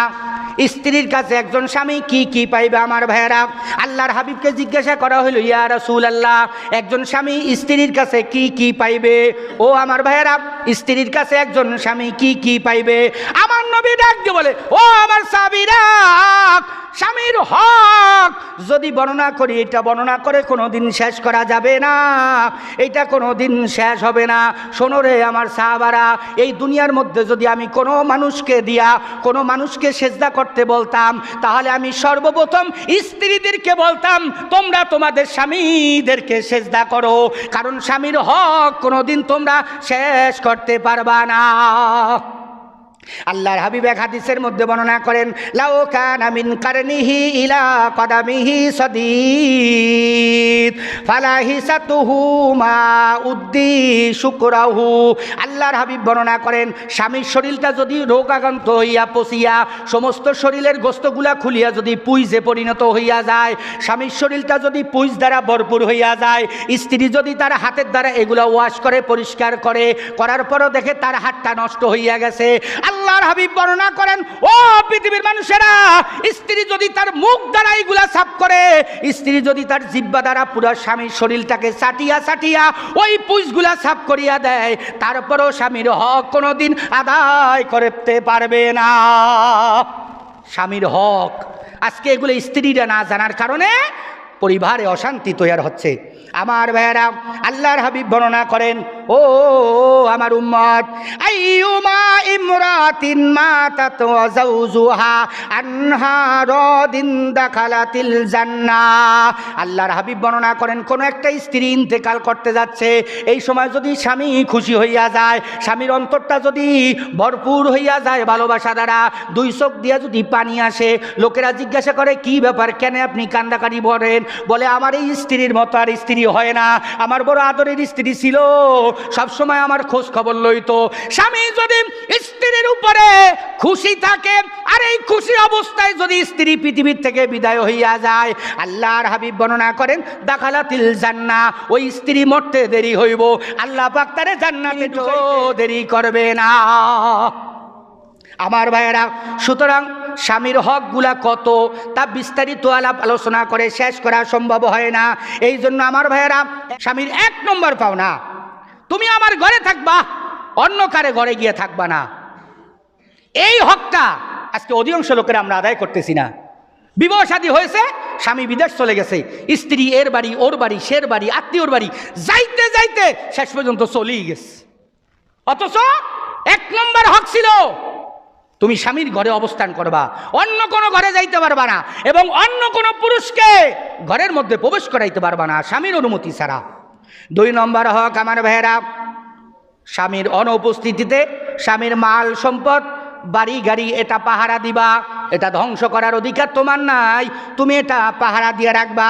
3 নম্বর, স্বামী স্ত্রীর কাছে পাও না, স্বামীর সন্তান স্ত্রীর পেটে লইবা। স্বামীর সন্তান কোথায় লইব? এটা কি ব্যাগে লইব না বস্তায় লইব? এই স্বামীর সন্তান স্ত্রীর পেটে লইব, স্বামী এটা পাও না। আমার ভাইয়েরা, 4 নম্বর, বাচ্চা যখন পৃথিবীর মধ্যে ডেলিভারি হবে, বাচ্চা যখন পৃথিবীতে ডেলিভারি হবে তখন অবশ্যই এই যে জ্বালা যন্ত্রণা একটা কষ্ট হবে বাচ্চা ডেলিভারি হইতে, এই কষ্টটা স্ত্রী হিসাবে সহ্য করবা, এইটা স্বামীর পাওনা, এটা স্বামীর পাওনা। 5 নম্বর, সন্তান যখন পৃথিবীতে ডেলিভারি হবে ওই সন্তানকে খাবার খাওয়াইবা, বুকের দুধ খাওয়াইবা। কোনো অবস্থায় যদি এইখানে তুমি বাধা দাও তাইলে স্বামীর হক আদায় হবে না। তুমি যদি বলো তোমার সন্তান তুমি কি খাওয়াইবা নিয়ে খাওয়াও, আমি তাকে কোনো খাবার খাওয়াইতে পারবা না, তাইলে আমার ভাইয়েরা না না, কোনো অবস্থায় এটা হবে না। স্বামীর হক হইল অবশ্যই এই সন্তানকে আপনি খানা খাওয়াইবেন। ও আমার ভাইয়েরা, 6 নম্বর হক হইল আমার এই বাচ্চা যেটা পৃথিবীতে জন্ম হয়েছে তাকে লালন পালন করিয়া বড় বানানো পর্যন্ত দায়িত্ব পালন করবা। সন্তান জন্মগ্রহণ করিয়াছে, তুমি আমার সন্তানটা রাখিয়া বাপের বাড়ি চলিয়া যাবা, এইটা কসমিন কালেও হবে না।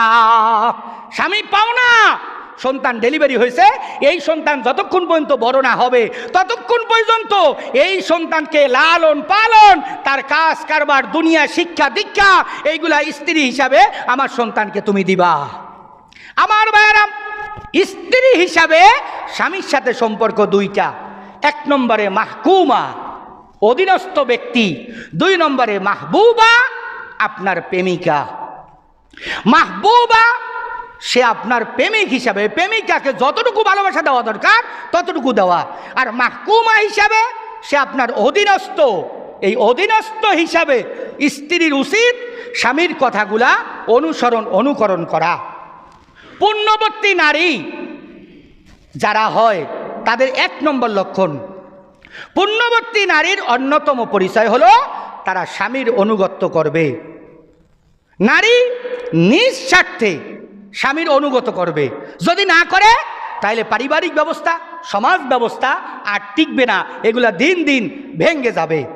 আমার ভাইয়েরা, হযরত আনাস রাদিয়াল্লাহু তাআলা আনহু বর্ণিত, তিনি বর্ণনা করেন قال رسول الله صلى الله عليه وسلم المرأة إذا صلت خمسها وصامت شهرها وأحسنت فرجها وأطاعت بعلها فلتدخلوا من أي أبواب الجنة।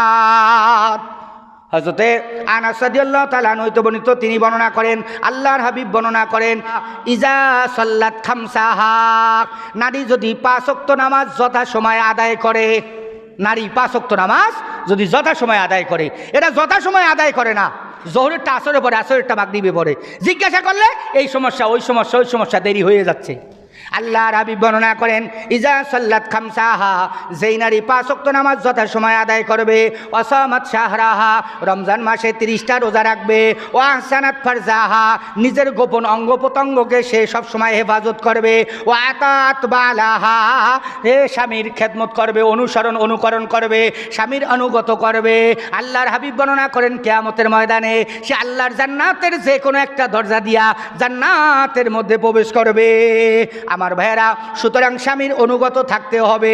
আপনি যদি স্বামীর হক আদায় না করেন, তার অনুগত যদি না করে থাকেন, কথায় কথায় যদি আপনি স্বামীকে কষ্ট দিয়ে থাকেন, কথায় কাজের মাধ্যমে যদি স্বামীকে আপনি অপমান করতে থাকেন, কথায় ও কাজের মাধ্যমে যদি স্বামীকে সবসময় লজ্জিত করার চেষ্টা করেন, সব সময় নিজের পাওয়ার দেখান, সব সময় নিজের ক্ষমতা দেখান, স্বামীকে শুধু অপমান করেন, অপমান করেন, অপমান করেন, তাইলে কিয়ামতের ময়দানে জান্নাতে ঢোকা লাগবে না। আল্লাহর হাবিব বর্ণনা করেন, মেরাজের রজনীতে আমি যখন মেরাজে গিয়েছিলাম, আল্লাহ পাক তখন আমাকে জান্নাতও দেখাইছিল, জাহান্নামও দেখাইছিল। জাহান্নামে যখন আমি গেলাম, ইন্নী রাআইতু লাইলাতা উসরিয়া বি ইমরাতান মুআল্লাকাতান বিলিসানিহা। আল্লাহর হাবিব বর্ণনা করেন, আমি জাহান্নামের মধ্যে একদল মহিলাদেরকে দেখতে পাইলাম, তাদের জিহ্বাটা ফেরেশতারা টানিয়া লম্বা বানাইয়া একটা উপরের দিকে জিহ্বার সঙ্গে ঝুলাইয়া ওই নারীটাকে নিচের দিকে ঝুলাইয়া দিয়েছে। আমি ডাক দিয়ে বললাম, ইয়া জিবরাইল, কি ব্যাপার, এই নারীটার এই অবস্থা কেন? তার জিহ্বাটা বের করে দিয়া উপরে ঝুলাইয়া দিয়া তার কি শাস্তি হইতেছে? হযরতে জিবরাইল আমিন ডাক দিয়ে বলে, ইয়া রাসূলুল্লাহ, ইয়া হাবিবাল্লাহ, এই সমস্ত মহিলাগুলো আপনার উম্মত। আমার নবী ডাক দিয়ে বলে, ও ভাই জিবরাইল, কি বলো, এরা আমার উম্মত, অথচ জাহান্নামের মধ্যে ঢুকছে, কি কারণটা বলো রে ভাই জিবরাইল? হযরতে জিবরাইল আমিন বর্ণনা করেন, ফাকালা ইন্নাহা কানাত তুজি যাওজাহা ওয়াজিরানাহা বিলিসানিহা। ইয়া রাসূলুল্লাহ, এই মহিলার মুখটা ছিল বড় খারাপ, সে এই মহিলার মুখটা দ্বারা সব সময় স্বামীকে গালিগালাজ করত, স্বামীকে অপমান করত, স্বামীকে বেইজ্জতি করত, স্বামীকে সব সময় নিচের দিকে রাখার চেষ্টা করত, কোনো সময় স্বামীর প্রাধান্য দিত না, স্বামীকে সব সময় গোলাম চাকরের মতো ব্যবহার করিয়া করিয়া ঘরের মধ্যে আটকাইয়া রাখতো। পাড়া প্রতিবেশীরা আসিয়া তাকে বুঝাইতো, এর স্বামীর সাথে এরকম খারাপ ব্যবহার করিস না, বরং তুই স্বামীর সাথে ভালো ব্যবহার কর। এই কথাগুলা পাড়া প্রতিবেশী বললে সে পাড়া প্রতিবেশীদের পর্যন্ত গালিগালাজ করত। ইয়া রাসূলুল্লাহ, সব সময় সে স্বামীর বিরোধিতা করত, পাড়া প্রতিবেশীর বিরোধিতা করত। এই কারণে আল্লাহ পাক আজকে জাহান্নামের মধ্যে এই শাস্তি এই মহিলাটাকে দিতেছে। আসেন, সেই কারণে স্ত্রীর উচিত স্বামীর অনুগত হওয়া, কারণ আপনি মাহকুমা, আপনি অধীনস্থ। স্বামী যেই কথাগুলো বলবে সেই কথাগুলো আপনি শুনবেন।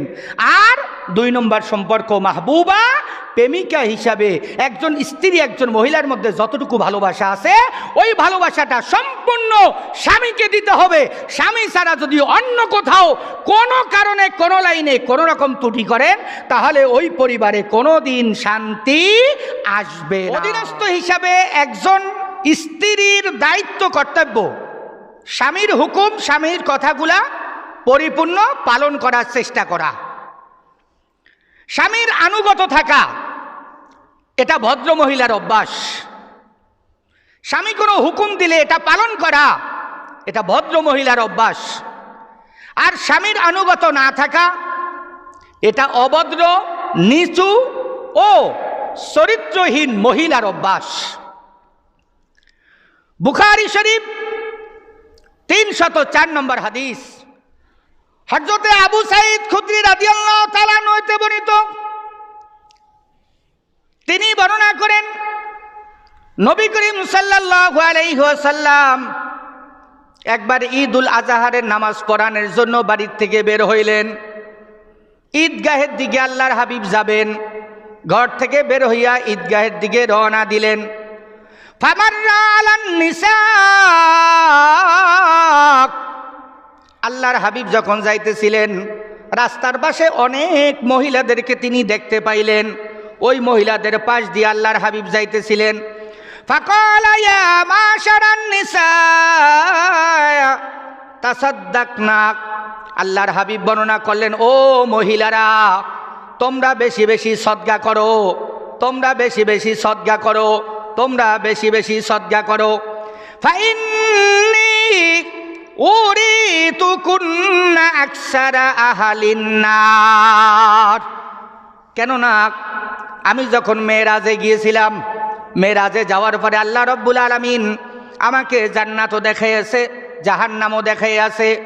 ও নারীরা, আমি জাহান্নামের মধ্যে যখন নজর দিয়া তাকাইলাম, জাহান্নামের মধ্যে আমি বেশি বেশি মহিলাদেরকে দেখতে পাইলাম, জাহান্নামের মধ্যে আমি বেশি বেশি মহিলাদেরকে দেখতে পাইলাম। ও নারীরা, তোমরা বেশি বেশি সদকা করো, সদকা করো, সদকা করো। ফাকুলনা ওয়া বিমা ইয়া রাসূলুল্লাহ সাল্লাল্লাহু আলাইহি ওয়াসাল্লাম, মহিলারা বর্ণনা করেন, ইয়া রাসূলুল্লাহ, ইয়া হাবিবাল্লাহ, এটা কেমন কথা? জাহান্নামের মধ্যে আপনি বেশি মহিলাদেরকে দেখিয়াছেন। নবীজি গো, মহিলারা জাহান্নামে যাওয়ার কারণ কি আমাদেরকে জানাইয়া দান। আমার নবী ডাক দিয়ে বলেন, ক্বালা তুকসিরনাল লানা ওয়া তাকফুরুনাল আশীর। আল্লাহ হাবিব বর্ণনা করেন, ও মহিলারা শোনো, দুইটা কারণে মহিলারা জাহান্নামের মধ্যে প্রবেশ করছে। দুইটা কারণে আমি মহিলাদেরকে জাহান্নামে দেখে আসছি। এক নম্বর কারণ তুকসিরনাল লানা, কথায় কথায় তোমরা মানুষকে গজব দাও, কথায় কথায় মানুষকে তোমরা লানত করো, কথায় কথায় তোমরা মানুষকে অভিশাপ দাও। নারীরা এদের অভ্যাস, কিছু একটা হইলেই এর উপর আল্লাহর গজব পড়ুক, কিছু একটা হইলেই মানুষের উপরে লানত, এটা নারীদের অভ্যাস। আল্লাহ হাবিব বর্ণনা করেন, এই যে তোমরা কথায় কথায় অভিশাপ করো, কথায় কথায় লানত দাও, এই একটা কারণে তোমরা জাহান্নামের মধ্যে প্রবেশ করিয়াছো। ওয়া তাকফুরুনাল আশীর, আর দুই নম্বর কারণ হলো তোমরা স্বামীর নাফরমানি করো, স্বামীর অকৃতজ্ঞতা হও, স্বামীর হুকুম মানো না, স্বামীর নাফরমানি করা শুরু করিয়া দাও। স্বামী এত কিছু করে, এত কিছু করে, বৎসরকে বৎসর করে, কিন্তু একদিন যদি না করতে পারে তাহলে তুমি উল্টে যাও, স্বামীর নাফরমানি শুরু করিয়া দাও। স্বামীর আনুগত্য করো না। এই স্বামীর আনুগত্য না করার কারণে আমি তোমাদেরকে জাহান্নামের মধ্যে অধিক পরিমাণে দেখে আসছি। সেই জন্য তোমরা এই দুইটা কাজ থেকে বেঁচে থাকো। কথায় কথায় মানুষকে লানত করবা না, আর স্বামীর বিরোধিতা করবা না, স্বামীর আনুগত্য করবা। আমার ভাইরা, হাদিসের মধ্যে আছে আল্লাহ তাআলা ওই মহিলার দিকে রহমতি নজর দিয়া তাকায় না যেই মহিলা তার স্বামীর অকৃতজ্ঞতা প্রকাশ করে, অথচ ওই স্বামীর কাছেই আবার সে মুখাপেক্ষী, ওই স্বামীর খানাই খায়, ওই স্বামীর ঘরে বসবাস করে, ওই স্বামীর কাপড় চোপড় দেওয়াটা পরিধান করে, অথচ ঘুরিয়া ঘুরিয়া ওই স্বামীর বদনামি বলে, ঘুরিয়া ঘুরিয়া ওই স্বামীর অকৃতজ্ঞতা প্রকাশ করে, অথচ আবার এই স্বামীর কাছেই সে মুখাপেক্ষী। স্বামীর কথা জিজ্ঞাসা করলে একটু ভালো বলে না, সব সময় মন্দ কথাগুলা বলে, অথচ এই স্বামী ছাড়া তার কোনো কুল নাই, এই স্বামীর খানাই খায়, এই স্বামীর দেওয়া কাপড় চোপড় পরে, এই স্বামীর ঘরের মধ্যে থাকে, তারপরও সে স্বামীর বদনাম করে।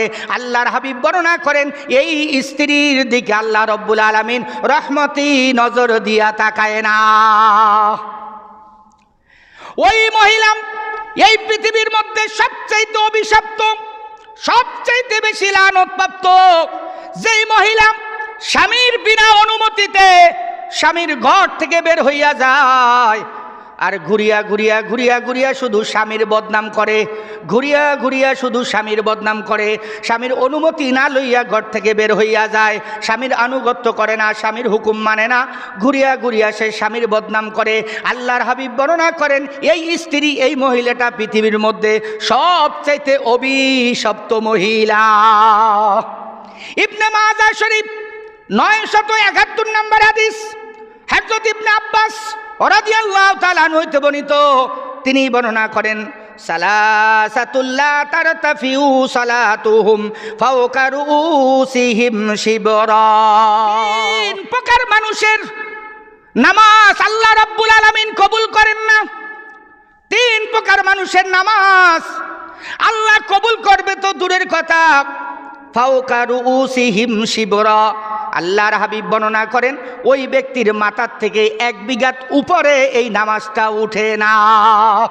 সে নামাজ পড়তেছে, কিন্তু এর নামাজ আল্লাহ কবুল করবে তো দূরের কথা, তার মাথার 1 বিঘাত উপরে উঠে না। রুউসিহিম শিবরা, 1 বিঘাত উপরে তার এই সালাতটা উঠে না। 1 নম্বর, রাজুলুন আম্মা কওমা ওয়া হুম লাহু কারিহুন, ওই ইমাম, ওই নেতা, যেই ইমামকে মুসল্লিরা পছন্দ করে না কিন্তু সে মসজিদে জোর করে ইমামতি করতেছে, ওই নেতা, যেই নেতাকে সমাজের লোকেরা পছন্দ করে না অথচ সে জোর করে সমাজের নেতৃত্ব দিয়ে যাচ্ছে।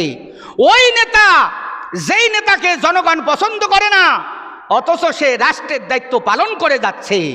এই ব্যক্তি যত নামাজ পড়ুক না কেন, তার নামাজ তার মাথার 1 বিঘাত উপরে উঠবে না। 2 নাম্বার, ওয়াখাওয়ানি মুতাসারিমান। আল্লাহর হাবিব বর্ণনা করেন, পরস্পর সম্পর্ক ছিন্নকারী 2 ভাই, আপন মায়ের পেটে 2 ভাই, অথচ একজন আরেকজনের সাথে কোনো সম্পর্ক নাই। এরকম সম্পর্ক ছিন্নকারী 2 ভাই, এই 2 ভাই যতই নামাজ আদায় করুক না কেন, তাদের নামাজ মাথার থেকে 1 বিঘাত উপরে উঠে না। 3 নাম্বার, ওয়া ইমরাতুন বাতাত ওয়া যাওজুহা আলাইহা সাকিতুন।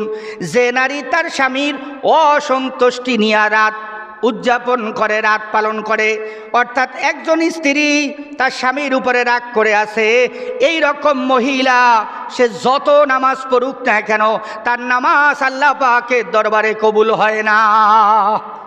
এমন স্ত্রী যে স্বামী তার প্রতি নাখোশ, স্বামী তার প্রতি রাগান্বিত, কিন্তু সে এটাকে ডেমকিয়ার কিচ্ছু মনে করে না। সে বলে আমি 5 ওয়াক্ত নামাজ পড়ি, তাহাজ্জুদ পড়ি, আমি তো জান্নাতে চলে যাব। আল্লাহর হাবিব বর্ণনা করেন, তার নামাজ তার মাথার থেকে 1 বিঘাত উপরেই উঠে না। আমার ভাইয়েরা, স্ত্রী স্বামীকে সর্বদা খুশি রাখবে, এটা হলো স্ত্রীর চরিত্র। স্ত্রী সর্বদা স্বামীকে খুশি রাখবে, তার ভালো কথা ও কাজে আনুগত্য করবে। স্বামীর দেওয়া ইসলামী সমস্ত কথাগুলা অবশ্যই সে মানিয়া চলবে।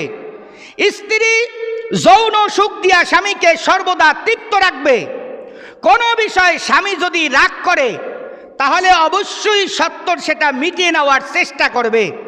সব কিছুতে স্বামীকে সন্তুষ্ট রাখার চেষ্টা করবে। এটাই হলো একজন স্ত্রীর সর্বশ্রেষ্ঠ ধর্ম। যদি এটা না হয় একজন স্ত্রীর, ওই স্ত্রীর নামাজ আল্লাহ রাব্বুল আলামিনের দরবারে কবুল হবে না। তিরমিজি শরীফের হাদিস, 359 নম্বর হাদিস।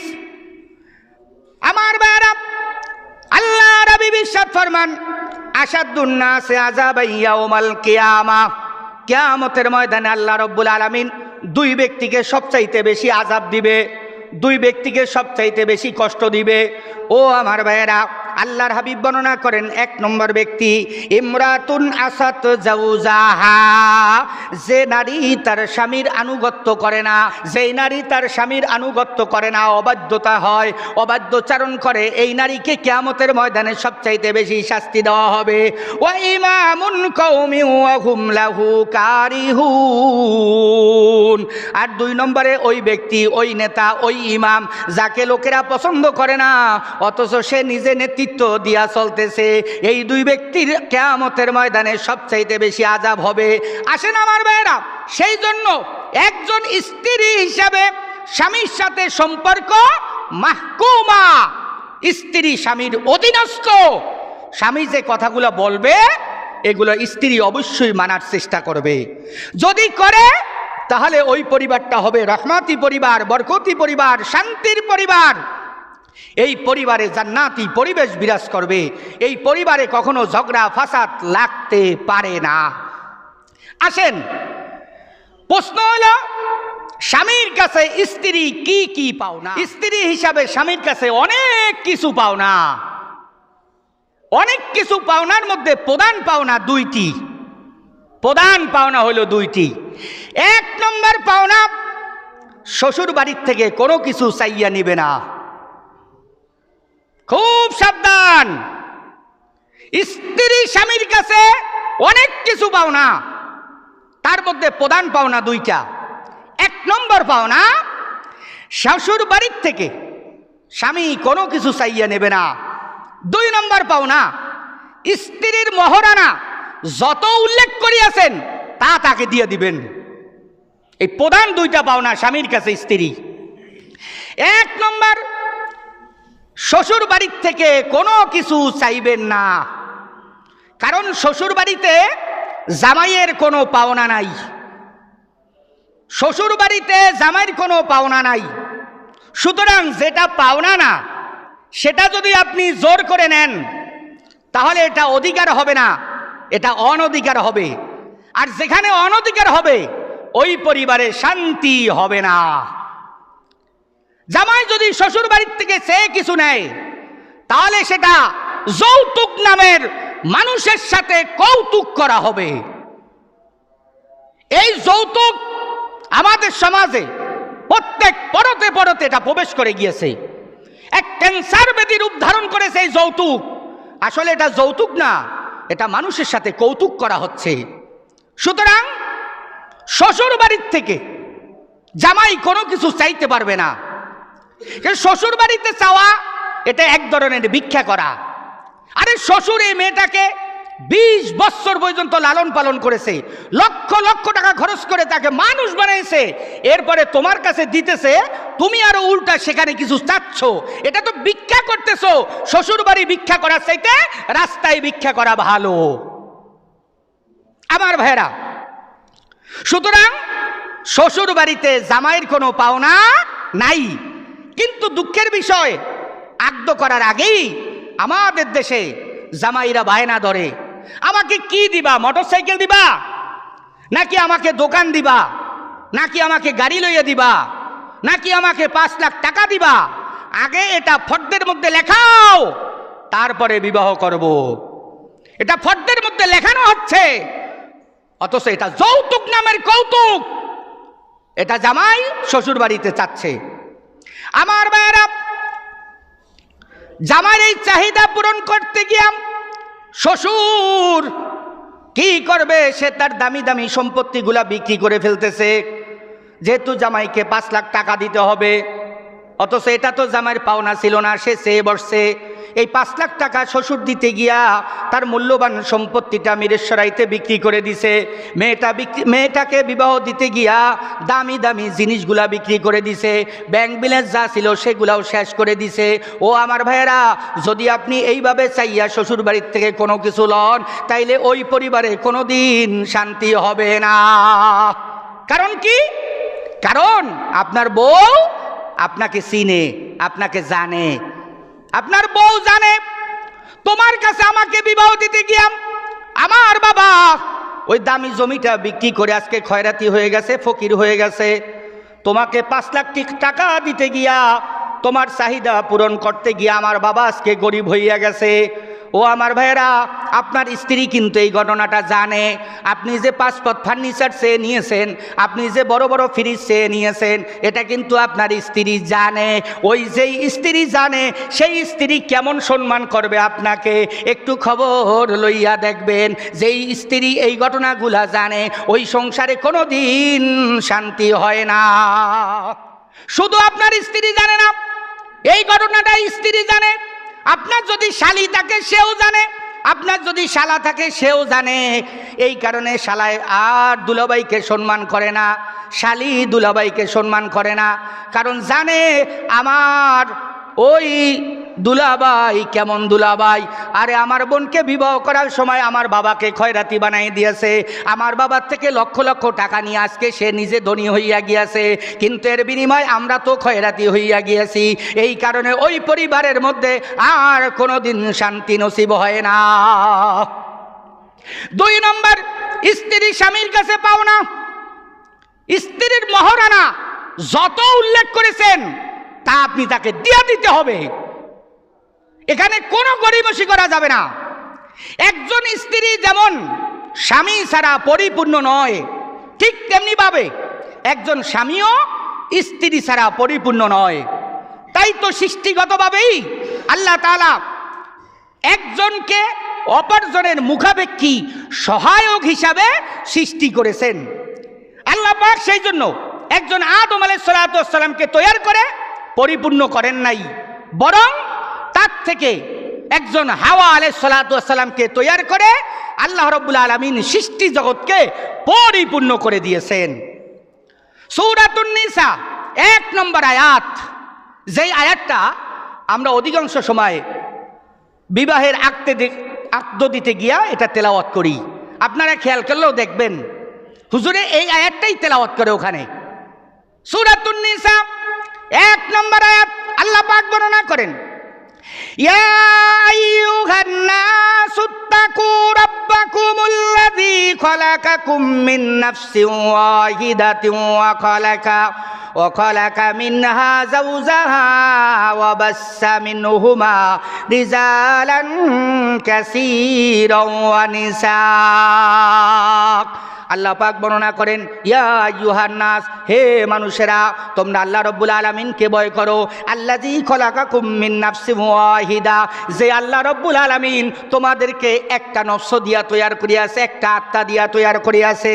ওয়া খলাকা মিনহা যাওজাহা, ওই আত্মা থেকে আল্লাহ পাক তার স্ত্রীকে তৈয়ার করিয়াছে কুরবানির দিন। ওয়াবাসসা মিনহুমা রিজালান কাসীরান ওয়া নিসা, অতঃপর তাদের থেকে লক্ষ লক্ষ নারী পুরুষ আল্লাহ রাব্বুল আলামিন তৈয়ার করিয়াছেন। আমার ভাইরা, মাওয়াহিবে লাদুন্নিয়া নামক কিতাবের মধ্যে আল্লামা কুস্তালানী রাহমাতুল্লাহি আলাইহি তিনি লেখেন, আল্লাহ রাব্বুল আলামিন সর্বপ্রথম আদম আলাইহিস সালাতু ওয়াস সালামকে জান্নাতের মধ্যে তৈয়ার করে জান্নাতের মধ্যে তাকে বসবাস করার জন্য দিলেন। আদম আলাইহিস সালাতু ওয়াস সালাম জান্নাতে ঘুরতেছেন ফিরতেছেন, তার কাছে ভালো লাগে না, কেমন কেমন লাগে। এইরকম করতে করতে আদম আলাইহিস সালাতু ওয়াস সালাম জান্নাতের মধ্যে ঘুমাইয়া গেলেন। আমার আল্লাহ ওই ঘুমের মধ্যে আদম আলাইহিস সালাতু ওয়াস সালামের বাম পাজরের বাঁকা হাড্ডি দ্বারা হযরতে হাওয়া আলাইহিস সালাতু ওয়াস সালামকে তৈয়ার করলেন। উচ্চ কণ্ঠে বলেন সুবহানাল্লাহ। হাওয়া আলাইহিস সালাতু ওয়াস সালামকে তৈয়ার করেছেন কোন হাড্ডি দিয়া? বাম পাজরের সর্বোচ্চ হাড্ডি দিয়া। বাম পাজরে হাত লাগাই দেখবেন সর্বোচ্চ হাড্ডিটা সবচাইতে বাঁকা, সবচাইতে বেশি বাঁকা। এই কারণে আল্লাহর হাবিব বর্ণনা করে, স্ত্রীদেরকে বেশি সোজা বানাইতে যাইও না, কারণ হাড্ডিটা বাঁকা, জন্মসূত্রেই বাঁকা। বেশি সোজা বানাইতে গেলে হাড্ডিটা ভেঙে যাবে। যেই রকম তোমরা তোমাদের পাজরের হাড্ডিটা সঙ্গে রাখিয়া চলাফেরা করতেছো, একে মারতেছো না, শাসন করতেছো না, কিচ্ছু করতেছো না, ঠিক তেমনি ভাবে তোমরা তোমাদের স্ত্রীদের যদি কোনো ভুল ত্রুটি হয় তাহলে ক্ষমা সুন্দর দৃষ্টিতে দেখিও, হুট করে গরম হইয়া তার উপরে অত্যাচার করিও না, কারণ তুমিও বাঁকা হাড্ডি পাজরে লাগাইয়া হাঁটতেছো। আমার ভাইয়েরা, মাওয়াহিবে লাদুন্নিয়া নামক কিতাবের মধ্যে আল্লামা কুস্তালানী রাহমাতুল্লাহি আলাইহি তিনি লেখেন, আদম আলাইহিস সালাতু ওয়াস সালামের যখন ঘুম ভেঙে গেল, তিনি ঘুমের থেকে উঠলেন, উঠিয়া দেখলেন একজন সুন্দরী রূপসী তরুণী তন্নী হযরতে হাওয়া আলাইহিস সালাতু ওয়াস সালাম পাশে বসা। আদম আলাইহিস সালাতু ওয়াস সালাম এই নারীকে দেখার পরে তার দিকে তার আকর্ষণ বেড়ে গেল। এই কারণে তিনি তার দিকে হাত বাড়াইতে গেলেন। ফেরেশতারা বর্ণনা করলেন, সাবধান সাবধান, একে আপনি ধরতে পারবেন না। হযরতে আদম আলাইহিস সালাতু ওয়াস সালাম বলেন, কেন ধরতে পারবো না? একে তো আমার জন্যই তৈয়ার করা হয়েছে। ফেরেশতারা বলে, হ্যাঁ আপনার জন্যই তৈয়ার করা হয়েছে, তবে কিছু শর্ত আছে। বলে, শর্তগুলা কি? বলে, এক নম্বর শর্ত, তাকে বিবাহ করা লাগবে। দুই নম্বর শর্ত, বিবাহ করতে হইলে মোহরানা আদায় করা লাগবে। হযরত আদম আলাইহিস সালাতু ওয়াস সালাম বলেন, আমি বিবাহ করতে রাজি, কিন্তু মোহরানা কোথায় পাইব? আমার কাছে টাকা নাই, পয়সা নাই। আল্লাহ পাক সর্বপ্রথম আমাকে তৈয়ার করিয়াছেন, আমি এখন কি করে মোহরানা দিব? ফেরেশতারা বলে, আপনি সর্বপ্রথম বিবাহে রাজি হইলে বিবাহ করেন, মোহরানা হইল আপনার জন্য একটা শর্ত আছে। বলে, কি মোহরানা তুমি আমাকে বলিয়া দাও। ফেরেশতারা বর্ণনা করেন, আল্লামা কুস্তালানী রাহমাতুল্লাহি আলাইহি তার কিতাবের মধ্যে লেখেন, ওই ফেরেশতারা তখন ডাক দিয়ে বলে, ও পয়গম্বর আদম, আপনি শেষ পয়গম্বর বিশ্বনবী মুহাম্মদুর রাসূলুল্লাহ সাল্লাল্লাহু আলাইহি সাল্লামের উপরে 3 বার দুরূদ শরীফ পড়বেন। ও আমার ভাইয়েরা, সালাওয়াতুল আহজান কিতাবের মধ্যে ইবনুল জাওজি রাহমাতুল্লাহি আলাইহি তিনি লিখতেছেন, ফেরেশতারা বলেছিল, ও আদম পয়গম্বর, আপনি শেষ পয়গম্বরের উপরে 20 বার দুরূদ শরীফ পড়বেন। কেউ কেউ বর্ণনা করেন, কেউ লিখিয়াছেন আদম আলাইহিস সালাতু ওয়াস সালাম সেই সময় 10 বার দুরূদ শরীফ তেলাওয়াত করিয়াছেন। আর আল্লামা কুস্তালানী রাহমাতুল্লাহি আলাইহি তিনি লেখেন, 3 বার দুরূদ শরীফ আমার নবীর উপরে আদম আলাইহিস সালাতু ওয়াস সালাম পড়িয়াছিলেন। ফেরেশতারা বলেন, এই 3 বার দুরূদ অথবা 10 বারের দুরূদ অথবা 20 বারের দুরূদ, যতই দুরূদ আদম আলাইহিস সালাতু ওয়াস সালাম তেলাওয়াত করুক না কেন, ওই দুরূদ শরীফটা আল্লাহ রাব্বুল আলামিন হাওয়া আলাইহিস সালাতু ওয়াস সালামের জন্য মোহরানা বানাইয়া দিয়েছে। বলেন সুবহানাল্লাহ। আদম আলাইহিস সালাতু ওয়াস সালামের ইতিহাস, তিনি প্রথম বিবাহ করছেন মোহরানা দিয়া। আর আমরা শুধু এখন আছি মোহরানা কি করে না দেওয়া যায়। আমার ভাইয়েরা, মোহরানা দেওয়া ফরজ। সূরাতুন নিসা 4 নম্বর আয়াত আল্লাহ রাব্বুল আলামিন বর্ণনা করেন, ওয়াতুন নিসা সাদুকাতিহিন্না নিহলাতান। আল্লাহ রাব্বুল আলামিন বর্ণনা করেন, তোমরা নারীদেরকে সন্তুষ্ট চিত্রে, খুশিতে খুশিতে, হাসিতে হাসিতে তাদের মোহরানা দিয়া দাও।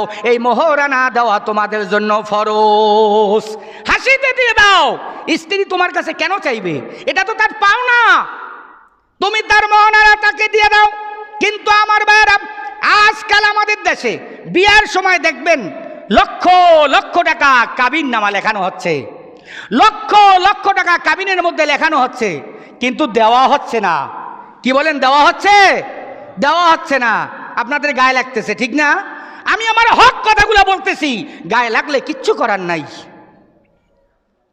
আজকাল দেখবেন আমাদের দেশে বিয়ার সময় লক্ষ লক্ষ টাকা কাবিন নামা লেখা হয়, কিন্তু দেয় না, দেয় না। এরকম লোক আমাদের সমাজে অহরহ আছে। কি বলেন? আছে না? আছে। আমার ভাইরা, একজনকে আমি জিজ্ঞাসা করলাম, রে ভাই, এত টাকা মোহরানা লেখাইছো, দিবা কেমনে? বলে, হুজুর এইটা আবার দেওয়া লাগেনি, এইটা আবার দেওয়া লাগেনি। আমি বললাম, যদি দেওয়া না লাগে লেখাইছো কেন? তুমি তো বলতেছো দেওয়া লাগে না, তাইলে লেখাইছো কেন?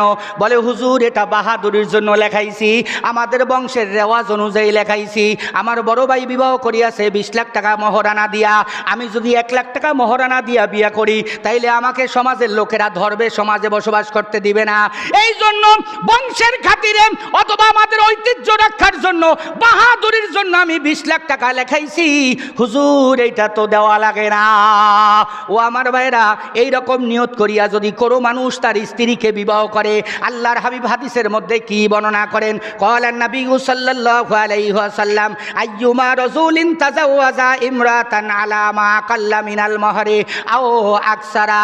আল্লাহর হাবিব বর্ণনা করেন, কোন একজন পুরুষ যদি বিবাহ করার সময় কম মোহর দেখ অথবা বেশি মোহর দেখ, যতটুকুই হোক মোহর দিয়া যদি বিবাহ করে, লাইসা ফি নাফসিহি আইয়ুআদ্দিয়া ইলাইহা হাক্কাহা খাদাহা ফামাতা। আর মনে মনে নিয়ত করে, মহারানা তো দেওয়া লাগে না, 10 লাখ লেখাইছি, 20 লাখ লেখাইছি, কি অসুবিধা, এটা তো দেওয়া লাগে না। এইরকম নিয়ত করিয়া যদি কেউ বিবাহ করে আর স্ত্রীর সঙ্গে ধোঁকাবাজি করিয়া, প্রতারণা করিয়া, এই অবস্থায় যদি তার জীবনটা চলতে থাকে, চলিয়া যায়, আল্লাহর হাবিব বর্ণনা করেন, ফামাতা ওয়ালাম ইউআদ্দি ইলাইহা হাক্কাহা। এক সময় এই জামাইটা মারা গেল, অথচ সে তার স্ত্রীর ওই মোহরানাটা দিতে পারল না, না দিয়েই সে পৃথিবীর থেকে মরিয়া গেল। আল্লাহর হাবিব বর্ণনা করেন, লাকিয়াল্লাহু ইয়াউমাল কিয়ামাতি ওয়া হুয়া জান। আল্লাহর হাবিব বর্ণনা করেন, কিয়ামতের ময়দানে ওই পুরুষটা জিনাকারীদের কাতারে গিয়ে আল্লাহর দরবারে দাঁড়াবে। জিনাকারীদের কাতারে দাঁড়াইতে হবে। যদি নিয়ত করে থাকেন, আরে মহারানা দেওয়া লাগে না, এটা আবার কি 20 লাখ টাকা ভাঙতো না, অসুবিধা কি? এখন তো এটা একটা সামাজিক স্ট্যাটাস হয়ে গেছে, বংশের মর্যাদা হয়ে গেছে, যে যত বেশি পারে অত মোহরানা লেখাচ্ছে, অথচ মোহরানা দেওয়া যে ফরজ, এই ব্যাপারে আমাদের কোনো খবরও নাই। আসেন আমার ভাইরা, সুতরাং স্ত্রী স্বামীর কাছে 2 নম্বর পাওনা, তার মোহরানা যত লাগবেন অতই দিয়া দিতে হবে। এখন আপনি বলবেন, না না আমরা তো দেই না, দিব না। এখন বুঝে দেখেন আমার ভাইয়েরা, যদি আপনি এইরকম লোক আমাদের সমাজে পান, এইরকম লোক যদি আমাদের সমাজে পান, তাইলে তার সঙ্গে গিয়ে একটু আলাপ করিয়া দেখবেন কি অশান্তিতে স্বামী আর স্ত্রী ঘর করতেছে। বাহির থেকে ফিটফাট, ভিতরে সদরঘাট। বাহির থেকে দেখা যায় স্বামী স্ত্রী ফার্স্ট ক্লাস মিল আছে, কিন্তু ভিতরে গিয়ে দেখবেন বড় অশান্তি, বড় অশান্তি, বড় অশান্তি। কারণ তার মহারানা স্বামী স্ত্রীকে না দিয়া এই সংসারটাকে এতদিন পর্যন্ত চালাচ্ছে। এই জন্য সংসারের মধ্যে শুধু অশান্তি আর অশান্তি, ওই পরিবারে কোনোদিন শান্তি হবে না। স্ত্রীর মহারানা এটা দেওয়া লাগবে, যদি না দেন তাহলে স্ত্রীর হকের তলে থাকা লাগবে, কিয়ামত আল্লাহর কাঠগড়ায় জবাবদিহিতা করা লাগবে। অনেকে আবার চালাক, বলে হুজুর এটা মাফ করাই লইছি। বলে কেমনে মাফ করাইছো? বলে এটা তো ওই রাতেই মাফ করাই লইছি।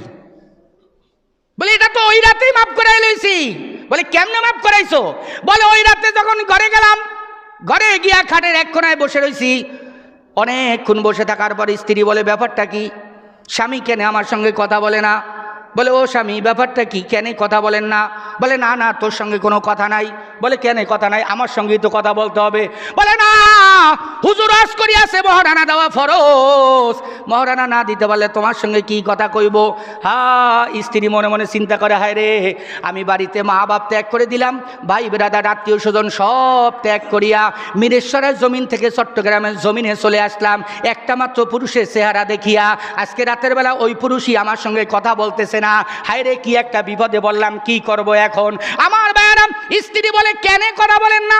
বলে মহারানা যা লেখছি তা নাকি দেওয়া ফরজ, আমি তো মহারানা দিতে পারতেছি না, কি করে তোর সঙ্গে কথা বলবো। স্ত্রী বলে আচ্ছা আপনার মহারানা মাফ করে দিলাম, আপনি আমার সঙ্গে কথা বলেন। বলে সত্যি মাফ করছো? বলে হ্যাঁ মাফ। বলে দাবি দেওয়া আসেনি? বলে না না কোনো দাবি দেওয়া নাই, কোনো দাবি দেওয়া নাই, মাফ করে দিয়েছি। আমার ভাইরা এটা হলো বাসর রাতের ডাকাত, এটাকে বলে বাসর রাতের ডাকাত। গ্রামের লোক একটা কোরবানির আগে গরু বিক্রি করে 50,000 টাকা পকেটে নিয়ে ওই জঙ্গলের রাস্তা দিয়ে যাচ্ছে, পথিমধ্যে ডাকাইতে ধরছে, টাকা দিবি নাকি দিয়ে দেবো মেরে। বলে না না ভাই টাকা দিয়ে ফেলতেছি, কোনো অবস্থায় আমারে গুলি করিয়েন না। বলে টাকা দিলে গুলি করবো না, টাকা না দিলে গুলি করে দিব। বলে ভাই ধরেন এই টাকা। বলে আচ্ছা টাকা দিয়ে ফেল।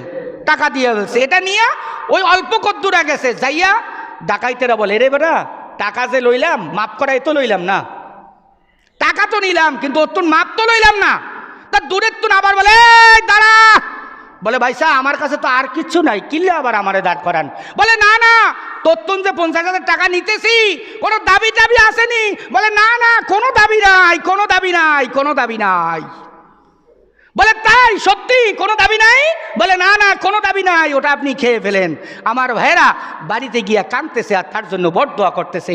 দাবি আছে না না আছে সেটা বোঝা যাচ্ছে বাড়িতে গেলে। ও আমার ভাইরা এটা হলো পথের ডাকাত আর ওটা হলো বাসর রাতের ডাকাত।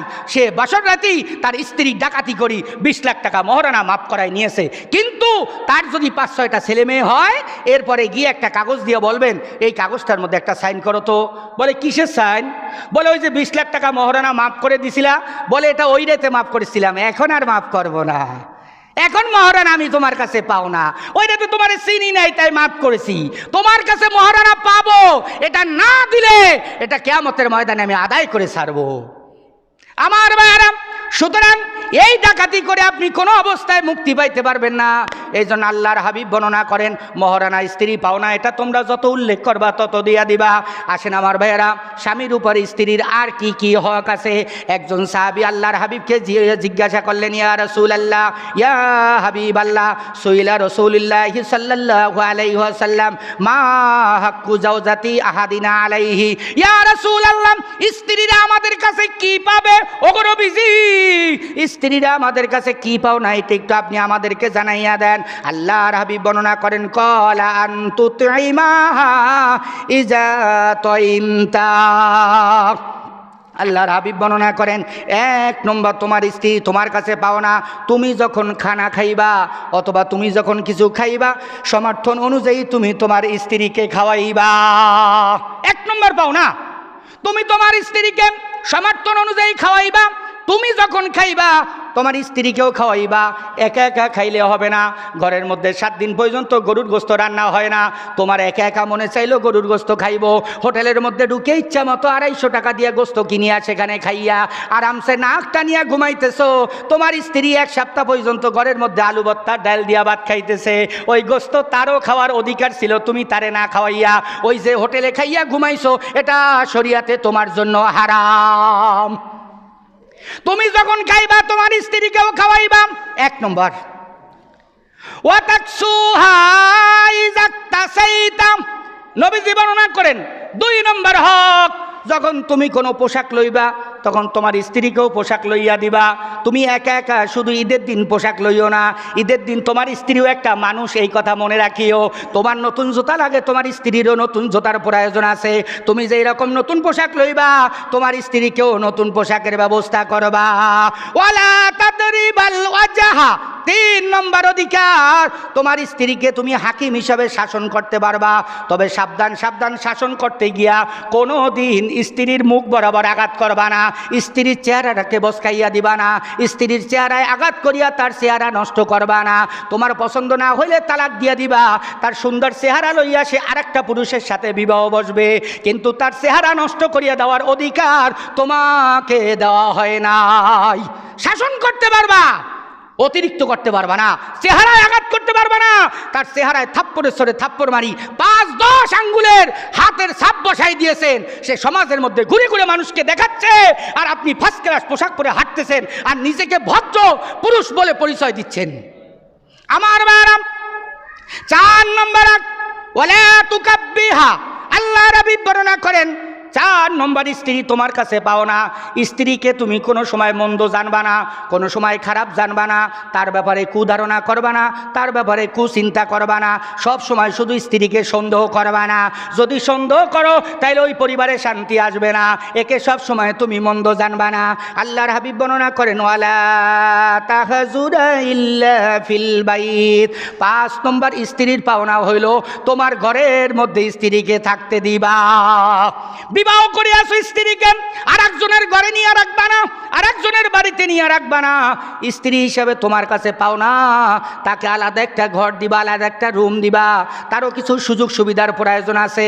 যদি তুমি তোমার বন্ধুর বাড়িতে নিয়ে রাখিয়া দাও তাহলে কিছুদিন পরে তোমার স্ত্রী বন্ধুর সঙ্গে পলায়ন করে চলে যাবে, সে তার অধিকার রক্ষা করতে পারবে না।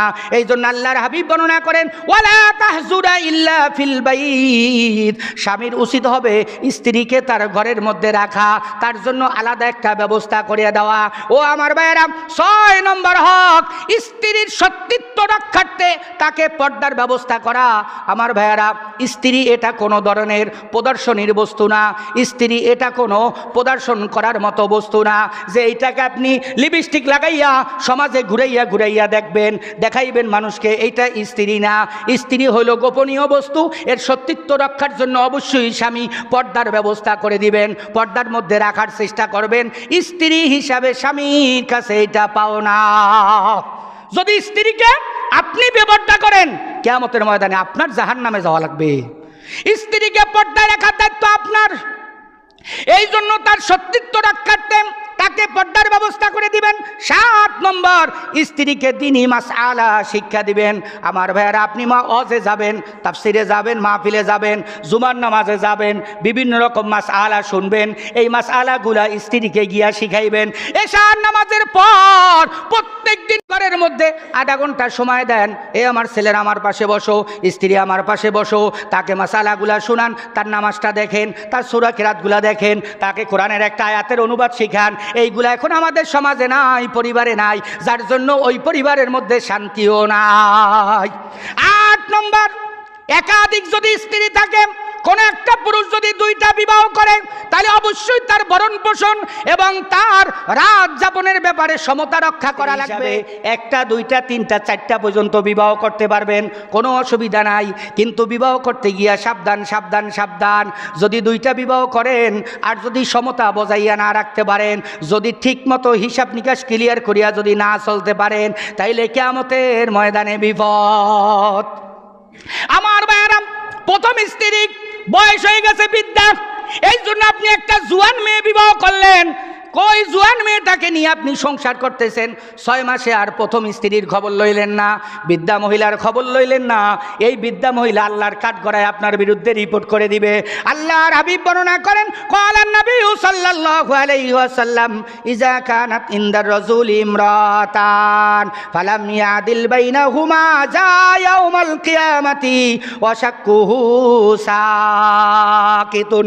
আল্লাহর হাবিব বর্ণনা করেন, যারা 2টা বিবাহ করবে আর সমতা বজাইয়া রাখবে না, কিয়ামতের ময়দানে আল্লাহর কাঠগড়ায় তারা পাজর ভাঙ্গা অবস্থায়, কোমর ভাঙ্গা অবস্থায় হাসরের ময়দানে উপস্থিত হইয়া যাবে। আল্লাহ পাক বর্ণনা করবেন, কিরে গোলাম, তোমার কোমর ভাঙ্গা কেন? ওই গোলাম বলবে, আল্লাহ আমি তো দুনিয়ার মধ্যে 5 ওয়াক্ত নামাজি ছিলাম, রোজাদার ছিলাম, আমি কোরআন তেলাওয়াত করতাম, তাহাজ্জুদ নামাজ পড়তাম, রে আল্লাহ আজকে আমার কোমরটা ভাঙ্গা কেন আমি তো বুঝতেছি না। আল্লাহ বলবে, রে গোলাম যত নামাজ পড়িয়াছ এই নামাজগুলা দেখি আমি আল্লাহ খুশি হইয়া গিয়াছিলাম, এতে তো তোরে জান্নাত দিয়া দেওয়ার দরকার, কিন্তু রে না না তুই তো আজকে জান্নাতে যাইতে পারবি না। পুরুষটা ডাক দিয়ে বলে, আল্লাহ কেন আমি জান্নাতে যাইতে পারবো না? আল্লাহ বলে, ওই যে তাকাইয়া দেখ, একটা বুড়ি মহিলা তোর বিরুদ্ধে আমার কাছে রিপোর্ট জমা দিয়েছে, ওই বুড়ির রিপোর্টের কারণে তোর কোমর ভাঙ্গা অবস্থায় আজকে তুই হাসরের ময়দানে উঠিয়াছো। ওই স্বামী ডাক দিয়ে বলবে, আল্লাহ বলো কি? বলে, হা হা যা, ওই বুড়ির কাছ থেকে যদি মাপ লইতে পারোস তাইলে আজকে তোর জান্নাতের ব্যবস্থা করা হবে।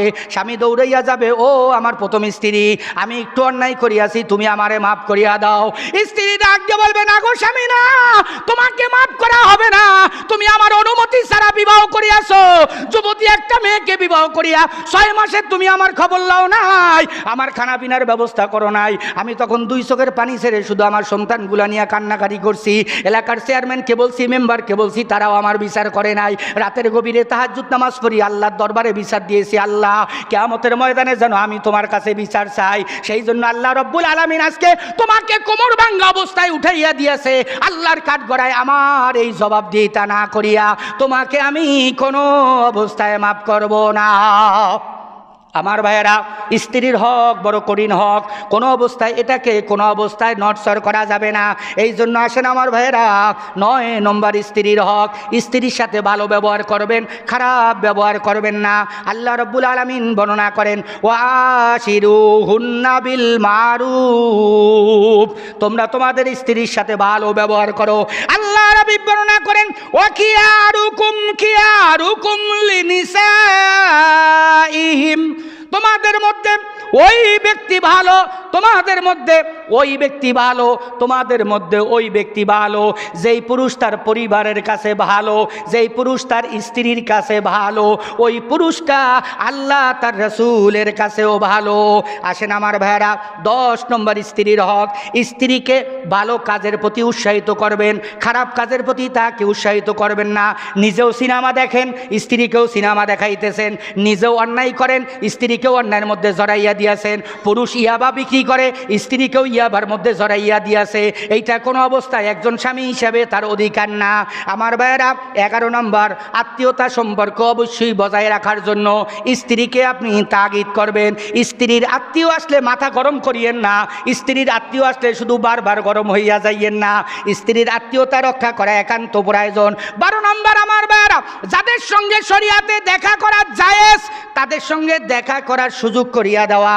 13 নম্বর, স্ত্রী কোনো ভুল করলে অথবা অসাবধানতা অবলম্বন করলে অবশ্যই ধৈর্য ধরবেন, অবশ্যই ধৈর্য ধরবেন, অবশ্যই ধৈর্য ধরবেন। 14 নম্বর, আপনার স্ত্রীকে শাসন করার ক্ষেত্রে অবশ্যই ভারসাম্য রক্ষা করবেন, আর সংশোধনের ক্ষেত্রেও ভারসাম্য রক্ষা করবেন। কোনো অবস্থায় শাসন করতে গিয়া অতিরিক্ত তাকে মারধর করা যাবে না। 15 নম্বর, ইসলামী শরিয়াতের মধ্যে থাকিয়া, ইসলামী শরিয়াতের হুকুমের মধ্যে থাকিয়া স্ত্রীর মন জয় করার চেষ্টা করবেন। শরিয়াতের বাহিরে কোনো অন্যায় কাজ করিয়া স্ত্রীর মন জয় করার চেষ্টা করবেন না। 16 নম্বর, আমার ভাইয়েরা, স্ত্রীর উপরে জুলুম করা যাবে না। আল্লাহর হাবিব বর্ণনা করেন, ক্বালান নবী সাল্লাল্লাহু আলাইহি ওয়াসাল্লাম, আয-যুলমু যুলমাতু ইয়াউমাল কিয়ামা, জুলুম কিয়ামতের ময়দানে অন্ধকার হইয়া উঠবে। একটা মানুষ আলোতে চলতেছে, অন্ধকারে পড়লে বিপদ। দুনিয়ার মধ্যে নামাজ পড়তেছি, রোজা রাখতেছি, সব কিছু করতেছি, কিন্তু স্ত্রীর উপরে জুলুম করতেছি। কিয়ামতের ময়দানে এটা আপনার জন্য অন্ধকার হইয়া উঠবে, আর অন্ধকার হইয়া উঠলে কিয়ামতের ময়দানে জান্নাতে যাওয়া যাবে না। স্বর্গ কোথায় নরক কে বলে তাহা বহুদূর, মানুষের মাঝে স্বর্গ নরক, মানুষ এতে সুখাসুখ। কোথায় স্বর্গ কোথায় নরক কে বলে তাহা বহুদূর, দুনিয়ার মাঝে স্বর্গ নরক, দুনিয়াতে সুখাসুখ। জান্নাত আর জাহান্নাম এটা দুনিয়ার মধ্যেই দেখা যায়। যেই পরিবারের মধ্যে শান্তি আছে, মিল আছে, ভালোবাসা আছে, ওটা জান্নাতের একটা বাগান। আর যেই পরিবারে ঢুকলেই শুধু মারামারি, গালি গালা, ঝগড়া ফাসাদ, বলে যে এতদিন বাইরে ছিলাম, ভালো ছিলাম, আসছি পরে শুধু গ্যাঞ্জাম, কবি বর্ণনা করে এটাই তো জাহান্নাম। জাহান্নাম কোথায় খুঁজতেছো? সুতরাং স্বামী হিসাবে আপনার হক আপনি আদায় করবেন, আর স্ত্রী হিসাবে স্ত্রীর হক আদায় করবে। তাহলে ইনশাআল্লাহুল আজিজ এই পরিবারের মধ্যে আল্লাহ রাব্বুল আলামিন শান্তি দিয়ে দিবে। ওটা হবে একটা আদর্শ পরিবার।